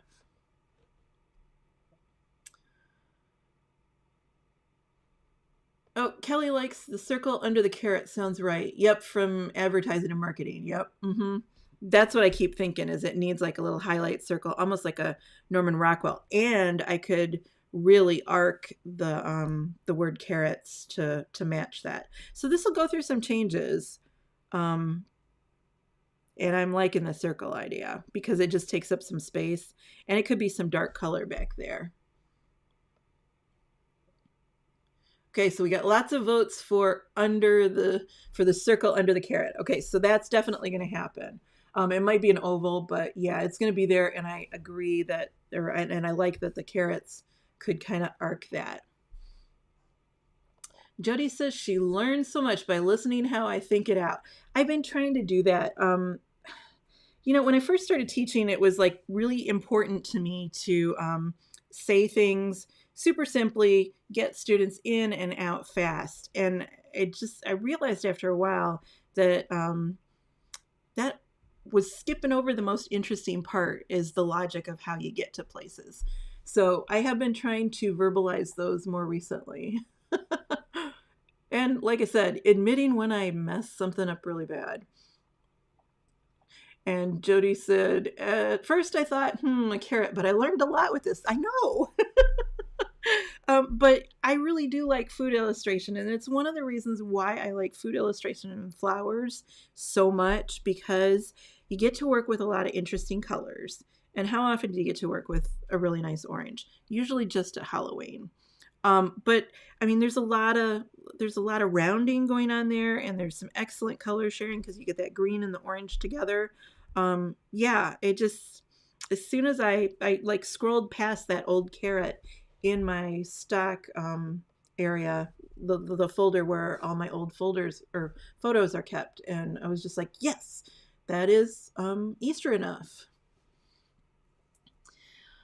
Okay, so I hope this was super valuable for people. If not, well, I'll try again next month and come up with something else.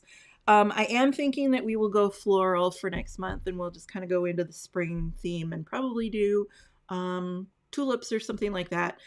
Something pretty and light and delicate. But we will also be kind of building on what we did here with the green stem and the carrot. We'll be doing some of that color sharing. Definitely if we do a flower, because that's definitely a part of how I approach petals. But a good floral lesson is always fun to do. I keep wanting to fix those edges, trying not to take it too dark. All right, everybody. I hope you enjoyed this. Love the feedback if you feel like we should have done something a different way. And like I said, I really like that oval, so we're going to put that in there. But if you have other ideas on what to do with the vintage thing, I think I'm going to go for that kind of tea-dyed look to it. Yay. Okay, so I think we'll cut it off here. Definitely lose my voice at this point. So I do have, Lulu wants to see, Lulu, your avatar right there. I almost drew one of those birds the other day. I don't even know what that bird is called, but I almost drew that bird because I remember the cheeks, but his were a little more rosy than that. Okay, so she wants to see that Stabilo pencil one more time. Let me zoom in a bit, tighten in on it, and I hate that they print, wish people would just print black instead of the silly gold. Okay, so it's Stabilo all pencil. These come in different colors. I've tried all of the colors, and the only one that I really find useful in my work is the white one. There's black, there's red, they're basic colors because it's for writing on metals and glass. So there's red and blue and green, and I think there was a yellow. There's a black, but really the white was the only one that I was like, yeah, I can work with that. So it says aquarellable. I thought it just said aquarelle, but Stabilo, Stabilo, all, and then it's number 8052. Let me rotate it and see. Oh, here we go, in black, and that should help you out. And I have noticed that all of them have, you can't really see it there, but it's got the Stabilo logo stamped on the end there. It's like a little swan shape. So there that is one more time. It's for glass, paper, plastic, and metal. And it's the Stabilo all white.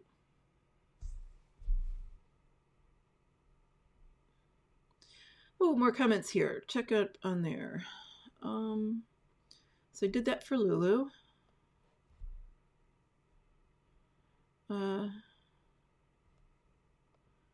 Kim says she loved watching this and learning with the pleasant conversation and tips and bouncing ideas off of each other. Yay! It was fun. I enjoy these. Ooh, Jody's got a good idea. Adding wrinkles or puffiness on the packet could give more of the depth. And you know, when I was playing with, I didn't do that because when I was playing with this packet here, it's got seeds in it, so it's puffy. And I noticed that the puffier I made the packet, the less it was going to bend. And I really wanted that turn to it. But yeah, we could build in a couple of wrinkles in there. Now that presents a problem because I try not to draw things that are super gentle, preferring for you to put those in there. So a wrinkle might be difficult because like if I draw the wrinkle in the stamp, it's going to look like a crack in glass or something. So that might not work out so well. But we will try it out. Yeah. I don't know about the puffiness because, like I said, as soon as I made it puffy, then it didn't want to bend anymore. I sat here playing with this for a while. But I could get like a little dimple on the edges there. That's a good idea. Thank you, Jacqueline. Okay. Yeah, I think I got all the comments there. And I did want to say that this is live stream week. So on Friday, I will be talking on Friday afternoon. It's 1 p.m. Eastern time. So that's my time. EDT now with daylight savings. I will be talking about marker paper. So not so much the colored pencil paper. I'm sure we'll touch on it because I do so much of the mixed media stuff. But I've been pulling paper out of my drawers all week. I need to get in the cabinet that's back there by the door. But I will pull out a lot of paper and I'll explain what we're looking for in a good marker paper and things as you're testing paper, what to look for, that sort of thing. So yeah, it's all about paper. Ooh, Kim is mentioning a burlap bag. That's definitely vintage.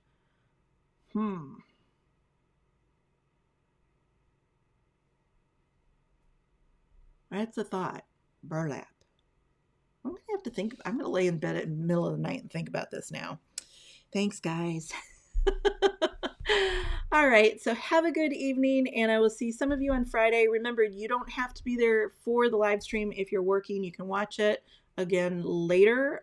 Same with this. But yeah, we're talking all about paper on Friday, and I will probably get that posted tomorrow so that you can hit the notification bell to let you know when that live stream is going off on Friday. But it's planned for Friday, this Friday. So that would be the 15th, 13, 14, yeah, the 15th at 1 p.m. Eastern Daylight Time Zone. So that's that. All right, everybody, have a great evening, and I will see you later. Bye.